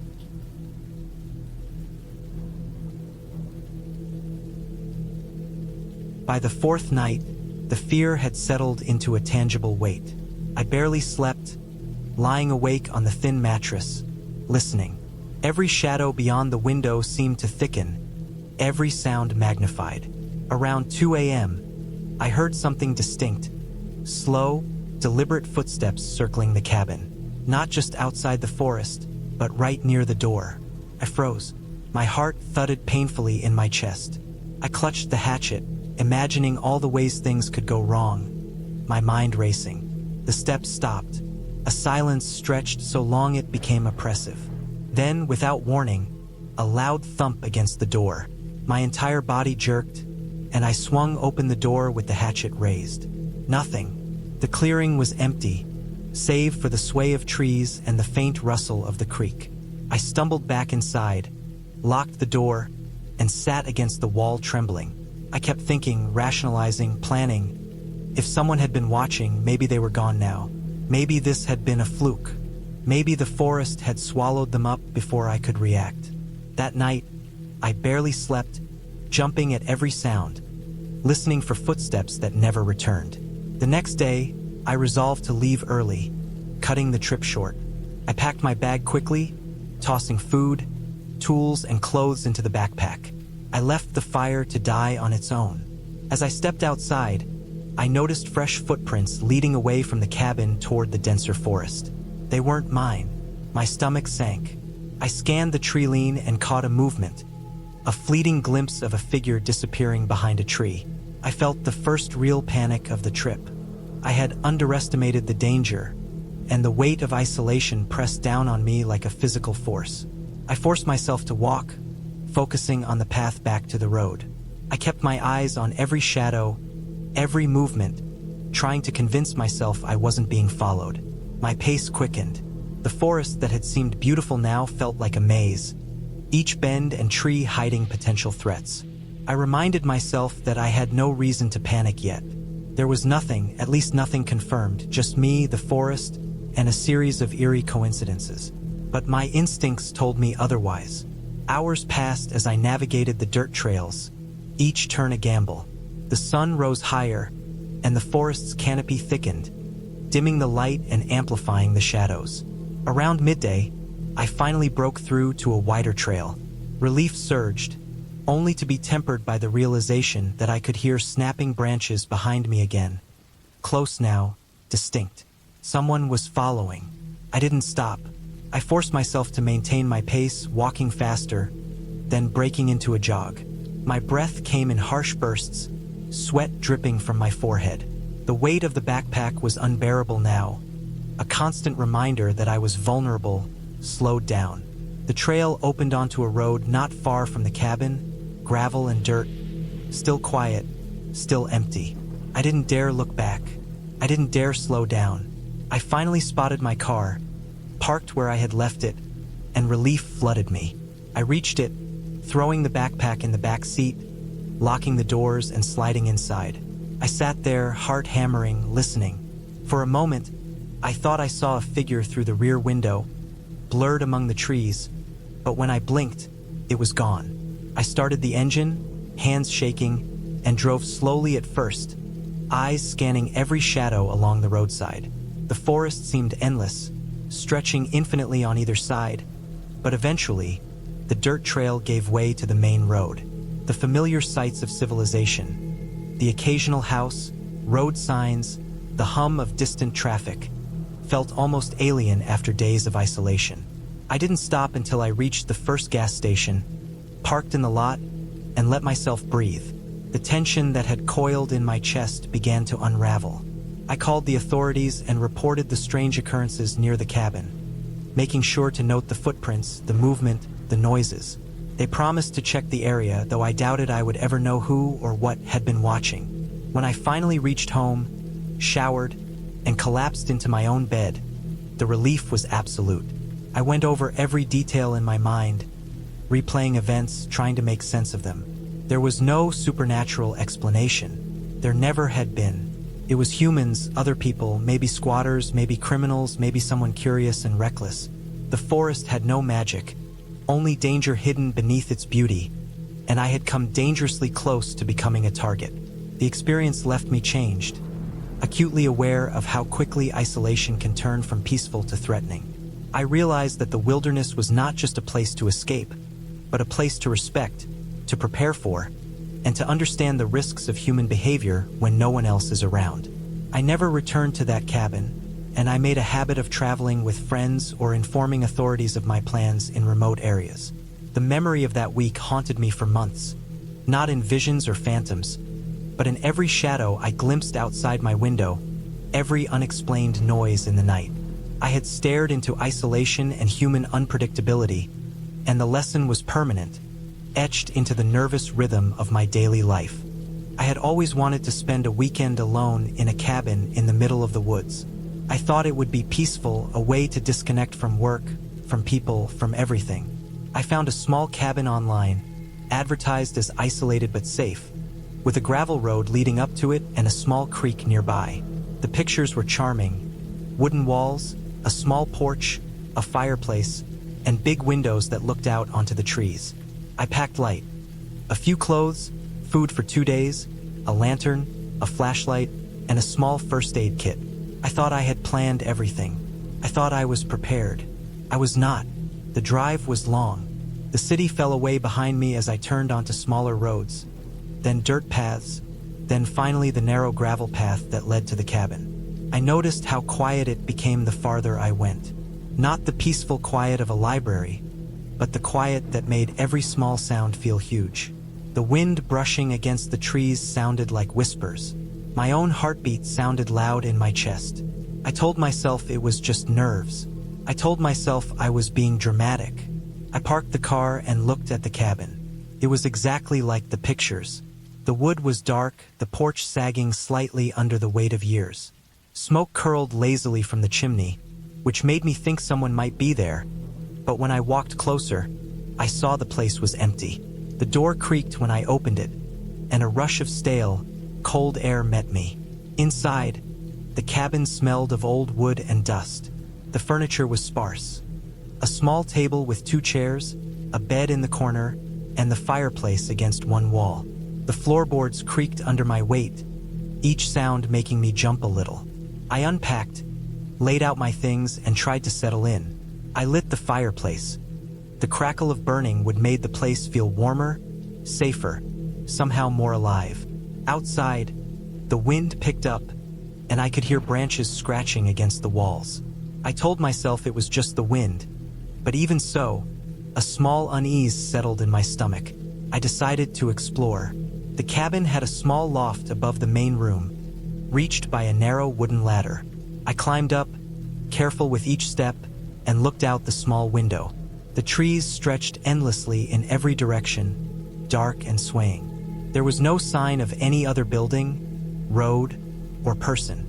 It was just me and the forest. I leaned against the window and took a deep breath.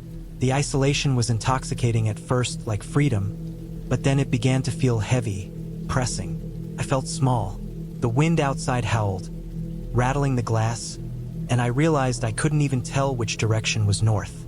If something went wrong, no one would know. I pushed the thought away. I told myself I had my phone and it had signal, or at least it should. I went back downstairs, made some food, and sat by the fireplace. The night fell quickly, faster than I expected. The cabin became darker, and the only light came from the fire and the dim glow of my flashlight. Outside, the wind sounded sharper, like it was moving through the trees with purpose. I tried to ignore it. I told myself it was normal. Still, I kept looking out the window. Every time I saw a shadow move between the trees, I froze. Could be an animal, I told myself. Probably just a deer. Probably nothing. Around midnight, I heard it. A soft, deliberate sound on the porch. First, I froze. It sounded like someone or something had stepped on the wooden boards. The kind of sound that makes your chest tighten. My first thought was a raccoon or a deer climbing up to the porch. But then I realized the steps were too heavy, deliberate. Someone was there. My mind raced. I had told myself this cabin was isolated but safe. I had told myself nothing could happen here. But now, as I gripped the handle of the flashlight, I understood the isolation meant I was vulnerable. I moved quietly to the door, trying not to make a sound, my heart hammering in my chest. The steps continued, slow, measured. Whoever or whatever it was, they weren't in a hurry. I peered through the window and saw nothing at first. Then movement. A shadow, larger than any deer, shifted across the porch. I couldn't see a face, only the outline of a person, tall, slow, deliberate. My hand shook. I backed away, trying to calm myself. I grabbed my phone and checked the signal. 1 bar. Enough for emergency calls, I hoped. I sat down, trying to think, trying to plan. The steps had stopped. Maybe they had left. Maybe I had imagined it. I told myself it was just nerves. I told myself it was probably the wind. But the feeling in my gut told me otherwise.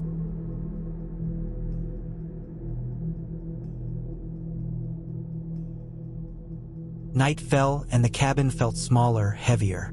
Every sound, the wind, a branch cracking, the distant howl of an animal, made me jump. I tried to read, tried to distract myself, but I couldn't shake the feeling that someone was moving around outside, just beyond the reach of the firelight. I kept checking the windows, but the darkness swallowed everything. I told myself I was imagining it. That was the only explanation. The next morning, I found more footprints. They were larger this time, deeper, circling closer to the cabin. I stayed inside most of the day, moving only to gather firewood from a nearby pile. Every so often I thought I saw movement between the trees, and every time I looked closer, there was nothing. I realized I hadn't seen any animals at all. Not a single bird, squirrel, or deer. The forest was strangely empty, almost unnaturally so. My unease grew into something heavier, almost a physical pressure on my chest. I knew I had to leave. I packed my things quickly, making sure I had everything, and loaded it into my car. The path back was narrow and winding, and I had to drive slowly to avoid damaging the car. Every so often I saw shapes in the trees, just shadows, I told myself, but my imagination was on high alert. I could feel the presence of someone, somewhere, moving through the woods. The sun was starting to dip low, and I realized I didn't know the way back perfectly. I had memorized the GPS route, but it was easy to make a wrong turn on these winding dirt roads. As I rounded a bend, I saw movement ahead. At first, I thought it was another deer, but then I saw the shape of a person standing at the edge of the road. My heart nearly stopped. They didn't move, just stood there, staring. I slowed down and swerved slightly to avoid them. By the time I looked back, they were gone. I checked the trees, but there was no sign of anyone. The road stretched empty in front of me. I drove faster now, my knuckles white on the steering wheel, scanning constantly for signs of anyone following me. Hours later, I finally reached a main road, paved and familiar. I drove straight to the nearest gas station, parked, and called the local authorities. They listened carefully as I explained where the cabin was, the footprints, and the feeling that someone had been following me. They said they would send someone to check the area, and I drove back toward the city, not stopping until I was surrounded by streetlights, cars, and people again. The noise, once unbearable, now felt comforting. A few days later, the police called me back. They had searched the area thoroughly. There had been no one at the cabin, no signs of recent habitation, and no footprints beyond what I had seen. They chalked it up to the isolated location and possible mistakes in identifying tracks, but I knew what I had felt. The sense of being watched, the door that had been opened, the person standing in the road. All of it had been real. I never went back to that cabin. The experience stayed with me for months afterward, not in nightmares, but in quiet, creeping awareness. I would feel a presence when I was alone in quiet places, a reminder of how vulnerable you can be when there is no one around, no help to call. But I learned something too. Preparation matters. Awareness matters. And sometimes the world can seem normal on the surface, while just beneath, something is quietly wrong. It was a long time before I could consider being alone in the woods again, and even now, I double-check locks, keep my phone fully charged, and never underestimate how quickly isolation can turn dangerous. The cabin was supposed to be a retreat, a place of peace. Instead, it became a lesson in survival, in trust, and in respecting the quiet that hides more than it reveals. I had been planning this trip for months, obsessively mapping out every detail, every route, every backup plan. The cabin I rented was deep in the woods, far from the road and closer to the kind of silence that presses down on you until you start noticing every small sound. I wanted to be alone, to escape the noise of life, the constant chatter of work and friends, even my own thoughts at times. I thought I was ready for it. I wasn't. The drive in had been long and slow, twisting through hills covered in dense trees that blocked the sun, even in the middle of the afternoon. By the time I turned onto the last dirt track that led to the cabin, my car was caked in mud from a sudden rainfall that had come the night before. The trees arched over the road, making the path darker than it had any right to be. I remember gripping the steering wheel a little too tightly, feeling that uneasy tickle in my stomach that I ignored, telling myself it was just excitement. When I finally arrived, the cabin looked smaller than the pictures online suggested, but sturdier. It was old but well kept, the wood dark and streaked with water from years of rain, moss climbing along one corner, the roof sagging slightly in the middle. There was a small porch with a single chair facing the woods and a fire pit nearby. Beyond the cabin, the trees stretched for what felt like miles. There was no other sign of human life. No sound of cars, no distant music, no barking dogs. Just the quiet, the kind that fills your ears until you can almost hear your own heartbeat in it. I got out of the car and took a deep breath of the cold, damp air. It smelled of wet leaves and earth, the kind of smell that sinks into your clothes and your hair and stays there. I carried my backpack inside, my boots leaving dark footprints on the wooden floor. The cabin smelled faintly of pine and old smoke, like someone had lived there decades ago, and the air had simply never left. I set my bag down, ran my hands along the rough wooden table, and started unpacking, telling myself I was going to relax, light a fire, maybe spend the evening reading and drinking coffee. That was the plan. Plans don't survive reality. By nightfall, the woods around the cabin had transformed.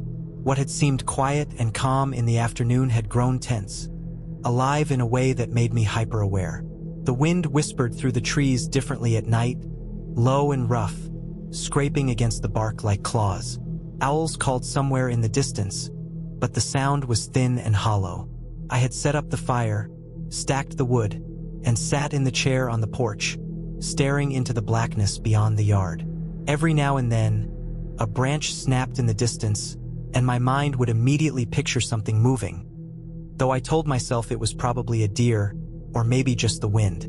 My own heartbeat sounded loud in my ears. I had made the mistake of thinking I was prepared for the night.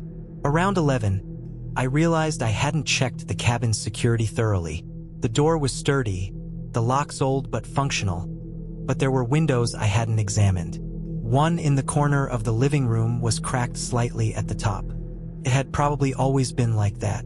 In a small cabin in the woods, nothing is perfect. Still, I patched it with tape and with scraps I found, feeling a little safer but still restless.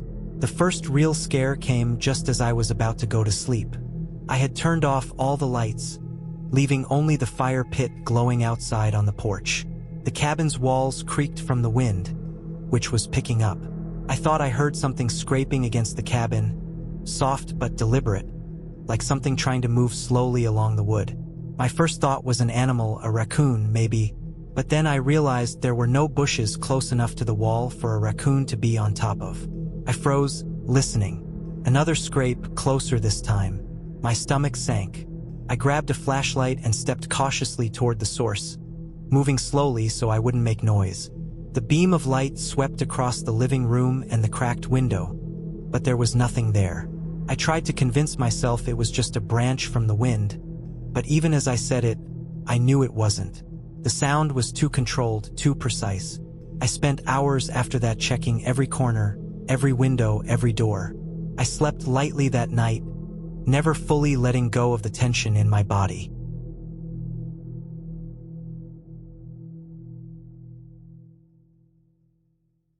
The next day, I tried to act normal.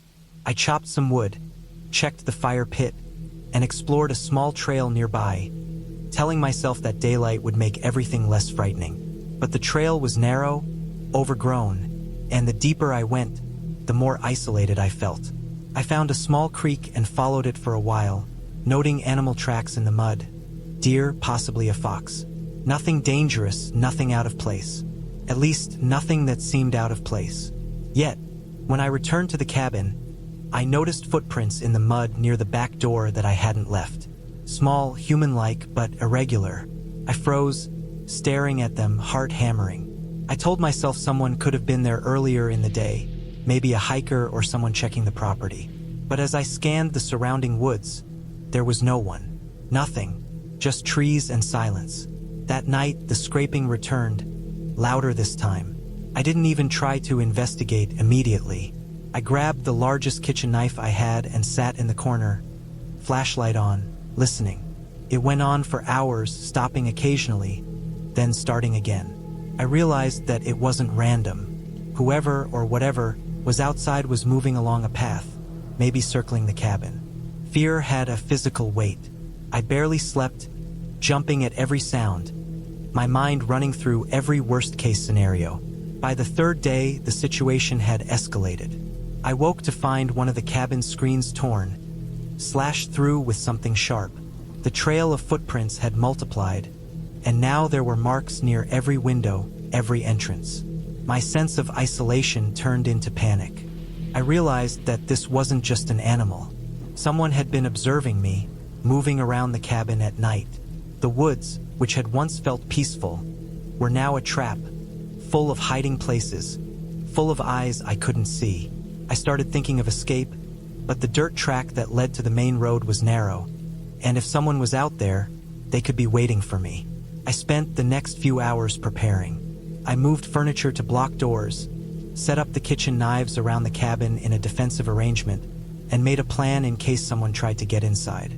I realized that panic could kill me faster than whoever or whatever was outside. I started thinking rationally, remembering all the wilderness survival tips I had read, all the warnings about isolation in the woods. I gathered water, prepared food in case I had to stay locked in for days, and found the heaviest flashlight to keep near me at all times. The fourth night was the worst.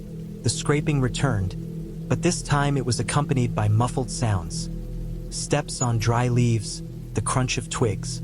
I could hear breathing, low and controlled, just beyond the edges of the firelight. My mind raced. Whoever was out there had patience, waiting until I was alone, until I was vulnerable. I felt trapped, hunted in a way that wasn't abstract or imagined. I realized that if I didn't act carefully, I could be trapped here indefinitely. At first light, I did something I hadn't considered before. I quietly packed my bag with essentials: water, food, first aid kit, matches, and a small axe. I didn't want to stay another night. I waited until the wind was strong, hoping the rustling of trees would cover the sound of my car starting. When I finally drove off, I took the dirt track slowly, checking the trees constantly, scanning for movement. I felt eyes on me even as I left. I reached the main road and drove straight to the nearest town, exhausted and shaking. I reported what I had seen to the local authorities. They investigated the cabin later and found evidence of someone having broken in recently. The previous owner had left. The cabin had been abandoned for months. and there were signs that someone had been living in the woods nearby. They had followed me, watched me, testing the cabin for weaknesses. I realized that I had narrowly escaped what could have been a violent encounter. In the weeks after, I couldn't stop thinking about the cabin, about the sounds, the footprints, the quiet intensity of being hunted. I returned to normal life, but the memory stayed, sharpening my awareness of isolation and the thin line between peace and danger. I knew I had been lucky, that a single wrong step could have cost me everything. The cabin wasn't haunted by ghosts, and there were no fairy tales lurking in the woods. It was just a place where human cunning and patience could turn a peaceful retreat into a terrifying trap. I survived, and that survival taught me a lesson I'll never forget. The wilderness is beautiful, but it can also be unforgiving, and isolation can bring danger in the most unexpected forms. I remember the first time I saw the cabin from the old dirt road winding up through the trees. It looked harmless enough from a distance, almost quaint, with weathered wood and a small porch that sagged slightly on one side. I had been driving all day, trying to escape the constant noise of the city, the emails, the calls, the endless hum of everything pressing on me. I needed silence. That was why I had chosen this place. A small rental cabin in the middle of a forest so thick that the sunlight only reached the forest floor in patches. Even in early afternoon, the woods looked dark and shadowed. I parked my car near the gravel clearing, noting that the tires sank slightly into the soft dirt. I grabbed my bag from the trunk, feeling the weight of it on my shoulder. Inside were the essentials: food, water, a first aid kit, some flashlights, and a small camping stove. The cabin had electricity, or at least it said so in the listing, but I always preferred to be prepared in case the grid was unreliable. The forest was quiet except for the occasional rustle of leaves, the low creaking of tree branches swaying gently in the wind. I felt a shiver, not from cold, but from the stillness. The cabin smelled faintly of old wood and dust when I stepped inside. The floorboards groaned under my weight, and the air was cooler than I had expected. There was a small kitchen on the left, a living area with a sagging sofa and a few chairs, and a fireplace that looked long and used. A narrow staircase led to a loft above, where the bed was tucked into a corner under the eaves. I set my bag down and ran my fingers over the wooden surface of the table. Everything looked normal, but there was an odd feeling that made the hair on my neck stand up.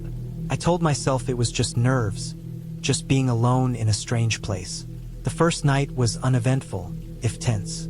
I lit a small lamp and ate a simple dinner, then sat by the window looking out at the forest. The moon was just rising, pale and dim behind thin clouds.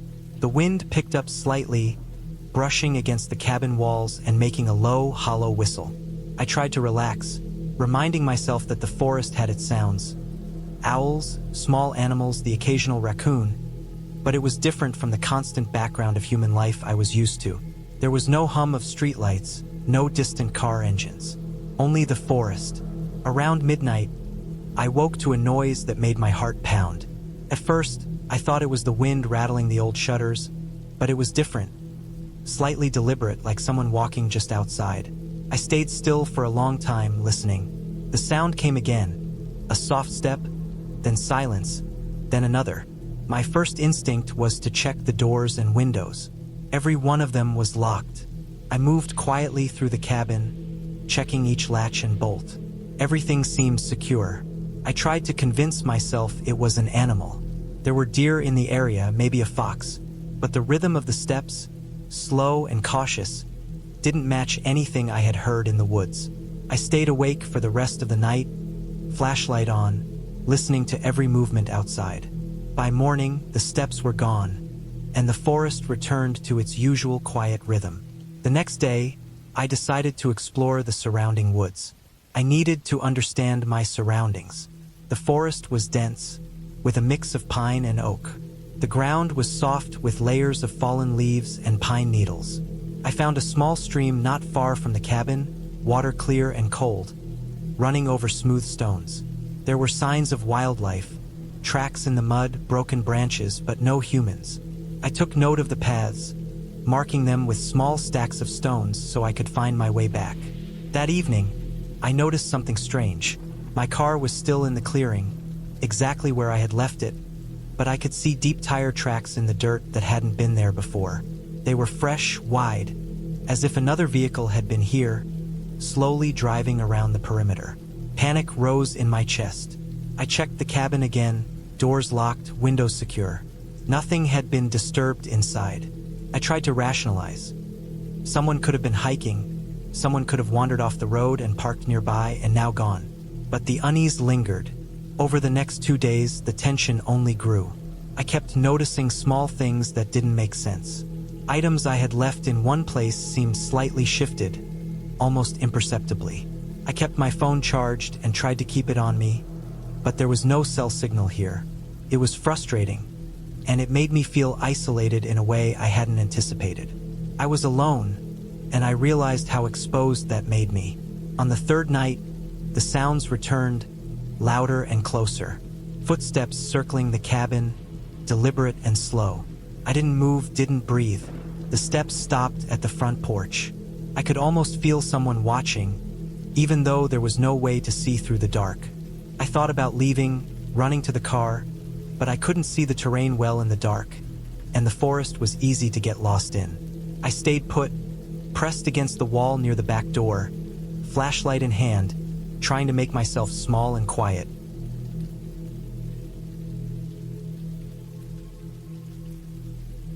The next morning, I inspected the exterior of the cabin. Nothing was out of place. No footprints except my own, no disturbances, no signs of animals that could make such noises. I felt exposed and trapped, like I had stumbled into some invisible boundary that existed outside the normal world. I tried to convince myself to stay. I had food, water, and firewood. I could last several days here, surely. But the thought of sleeping through another night of scratching and tapping made my stomach twist. That afternoon, I decided to explore a small path I hadn't noticed before, a narrow trail leading further into the trees. I told myself I was being cautious, that I wouldn't go too far. The path was overgrown, and the deeper I walked, the quieter it became. Eventually, I reached a clearing with a small stream cutting through. I sat there, breathing, trying to calm myself, and then I noticed something: footprints. Human footprints, not deep, as if someone had passed recently but carefully, lightly. They were heading toward the cabin. My stomach dropped. I followed them back to where they disappeared into the thick brush near the dirt road, and realized they hadn't come from the road. They had come from the forest, from somewhere I couldn't see. I ran back to the cabin, fear pumping every muscle. I locked the doors and windows again, double-checked everything, and even moved some furniture in front of the doors. I stayed near the stove, trying to keep my mind calm, trying to tell myself it could still be nothing. But the sun was setting, and soon, darkness swallowed the trees outside. That night, the tapping started again. Louder this time, as if right outside the cabin walls. My heart thumped so violently it felt like it could burst. I grabbed the small hatchet I had brought, just in case. I could hear movement around the cabin, but not in a random pattern. It circled the building, coming closer, moving away, circling again. The sound of footprints on the wooden porch floorboards made me freeze. Then it stopped. Absolute silence, except for the fire crackling in the stove. I realized something critical. I wasn't going to make it through another night like this if someone, or something, was outside my cabin. I needed to get help. But the road was far, and I had no cell service. Panic clawed at me. I remembered a small ranger station about 10 miles back, near the main entrance to the forest. I could try to hike there, but it would be dangerous in the dark. I decided to wait until the first light. Morning came slowly. I barely slept, dozing in short bursts while listening for movement outside. When dawn broke, I prepared quickly. Packed my things, grabbed the hatchet, a small pocket knife, my water bottle, and some food. I exited the cabin carefully, scanning the tree line constantly. The forest was quiet, unnervingly quiet, and for the first time I noticed how oppressive it felt. Branches blocked paths, roots caught my feet. The uneven ground slowed me down. Every snap of a twig made me jump. I followed the dirt track back toward the main road, moving as quickly and quietly as possible. After what felt like hours, I finally reached a point where the forest opened, and I saw the ranger station in the distance. Relief surged through me. I ran the last few hundred yards, not caring if I tripped. I found a ranger and explained the situation, though I could barely get the words out. They were skeptical but took me seriously enough to follow me back to the cabin with backup. When we returned, the cabin seemed empty, normal, quiet. No footprints around it, no disturbances inside. Nothing. But they found something chilling. Outside, hidden under some bushes, there were makeshift traps, crude snares and lines of wire that someone had set, as if to catch an animal or a person. And deeper in the forest, they found footprints that didn't belong to me, heading toward the cabin and disappearing back into the trees. Whoever had been there had been watching, waiting, studying the cabin, maybe for days. The rangers didn't find anyone. The police took my statement, but the forest was vast, and they couldn't search every inch. I left the area the next day, not daring to look back. I couldn't shake the feeling that I had narrowly avoided something worse than just fear, that I had intruded into someone else's private, dangerous world. I never returned to that cabin. Even years later, whenever I think about that week, the memory is so vivid. The smell of the forest, the creak of the cabin, the sounds of someone circling outside, just out of sight. It was a terrifying reminder that isolation doesn't just bring peace. It can bring danger, and sometimes the most frightening thing isn't ghosts or monsters, but other people, quietly waiting, watching, and planning in the shadows. I don't go alone into the forest anymore. I stick to trails, populated campsites, and never stray too far from help. The memory of that cabin stays with me, not because of fantasy, not because of ghost stories, but because it was real. Someone had been there, and I was lucky enough to escape. The forest is beautiful, but it is also vast, and in its vastness, it hides dangers that most people never imagine. I still love the smell of pine and the sound of wind through the trees, but I will never forget the sense of being hunted, alone, with no one to call for help. And that was the truth of my first time alone in the woods. Real fear, real danger, and a lesson I will never forget. The cabin still exists somewhere in that forest. I will never go near it again, and every time I think about it, I feel the tight knot of tension in my stomach, the memory of footsteps circling in the dark, and the relief that, in the end, I survived. I had been planning the trip for months, carefully mapping out the route, checking weather forecasts, and making sure I had all the supplies I might need for a few days alone in a remote cabin. The idea was simple enough. Get away from the city, escape the noise and the crowds, and spend a few days in silence. Just me, the woods, and the cabin that sat at the edge of a small, nearly forgotten lake. I had taken this kind of trip before, though never in this kind of isolation, and never with this level of detail and preparation. I wanted to do it right. I wanted to experience real solitude without risking my safety. I was organized. I thought I was careful. I thought I knew what I was doing. The drive out of the city was long but uneventful. Traffic slowly thinned, houses gave way to fields, and fields gave way to forest. I passed the last gas station about 3 hours before reaching the cabin, filling the tank just in case. I had a cooler packed with food, a backpack with extra clothes, a small first aid kit, some bottled water, a lantern, and a flashlight with extra batteries. The cabin was supposed to be completely off-grid. No electricity, no running water, just a wood stove, a few basic supplies, and a sense of real isolation. That was what drew me to it. I reached the trailhead around mid-afternoon. The dirt road had narrowed to a single lane, winding through thick woods, the trees brushing the sides of my car as I moved slowly. I kept expecting the road to end or for the surface to disappear entirely, but it held, surprisingly well-maintained, though covered with loose gravel and scattered branches. I parked near a small clearing where a barely visible path led to the cabin. From there, it was a 15-minute walk, at least according to the map the owner had provided. The forest was quiet in the way only deep woods can be. Not dead quiet, but the kind of quiet where small sounds, the snap of a twig underfoot, a distant bird call, become amplified. The further I went, the more I noticed the smell of damp earth, decaying leaves, and pine sap, the The path twisted between trees and underbrush, forcing me to duck occasionally or step over exposed roots.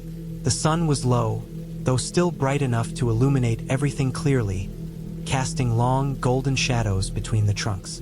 By the time I reached the clearing that surrounded the cabin, my legs were sore from the walk, my back a little stiff from the pack, but I felt a thrill of satisfaction. The cabin was small, made of rough timber with a metal roof, but sturdy. A small woodpile rested against one wall, and a thin plume of smoke rose faintly from the chimney. Someone had been there recently, though the place was empty now. I spent the next hour unpacking, setting up my sleeping area, and getting the fire going in the stove. The cabin was cold, and the wood stove took a while to heat up the small space, but once it did, the warmth was comforting. I cooked a simple meal, canned beans and rice heated over the fire, and ate slowly, listening to the occasional rustle of the forest outside. It was peaceful in a way I wasn't used to. No city noise, no hum of electricity, no cars or people. Just the wind moving through the trees, the distant sound of water from the lake, and the occasional bird. Night fell quickly in the woods. What seemed like just a few minutes after sunset turned into deep darkness. The fire in the stove cast flickering shadows across the walls, and the small lantern provided limited light. I sat for a long time staring into the flames, feeling completely alone but not yet uneasy. The kind of quiet here wasn't sinister, it was simply absolute. Outside, the forest was alive in ways that were hidden to the eye. Small animals rustling, leaves moving in the wind, the occasional splash of fish in the lake. I went to bed early using an old but clean blanket. Sleep came slowly. I could hear things moving outside, the wind, or maybe something heavier like an animal. Every few minutes, a branch would snap, a sound so sharp in the stillness it made my heart jump. I told myself it was just small animals, deer or raccoons, nothing more. I had read about bears in this area, but I didn't think this cabin was in prime territory, and I had brought a small canister of bear spray anyway. I tried to relax and finally drifted off. I woke sometime after midnight. At first, I wasn't sure why. There was a sound, faint but distinct. It was a crunching, soft at first, like someone stepping on gravel. My heart began to beat faster. I lay still, listening. The sound stopped. I thought perhaps it was my imagination, but then I heard it again, closer this time. It was coming from the direction of the cabin door. I kept very still, straining my ears. The wind had died down, and the air was crisp and cold. The sound was deliberate. Someone or something was walking very slowly, cautiously, outside. My pulse raced. I didn't have a phone service here, not enough to call for help. I considered making noise, calling out, but thought better of it. Whoever it was might be dangerous. I reached for the flashlight beside the bed and quietly opened the cabin door, peeking out. Nothing. The darkness of the night seemed almost solid, thick and suffocating. I couldn't see anyone. I listened again, but the sound had stopped. My stomach twisted with unease. I realized then that I wasn't alone, even if I couldn't see anyone. I closed the door slowly, locking the latch. The lock wasn't very strong, just a simple bolt, but it gave me some small sense of security. I tried to sleep again, but it was impossible. Every little noise, the crack of a branch, the rustle of leaves, made me tense. I eventually gave up and sat in the corner, holding the flashlight, trying to convince myself it was just wildlife. But the more I tried to rationalize, the more certain I became that someone had been outside, watching, moving around.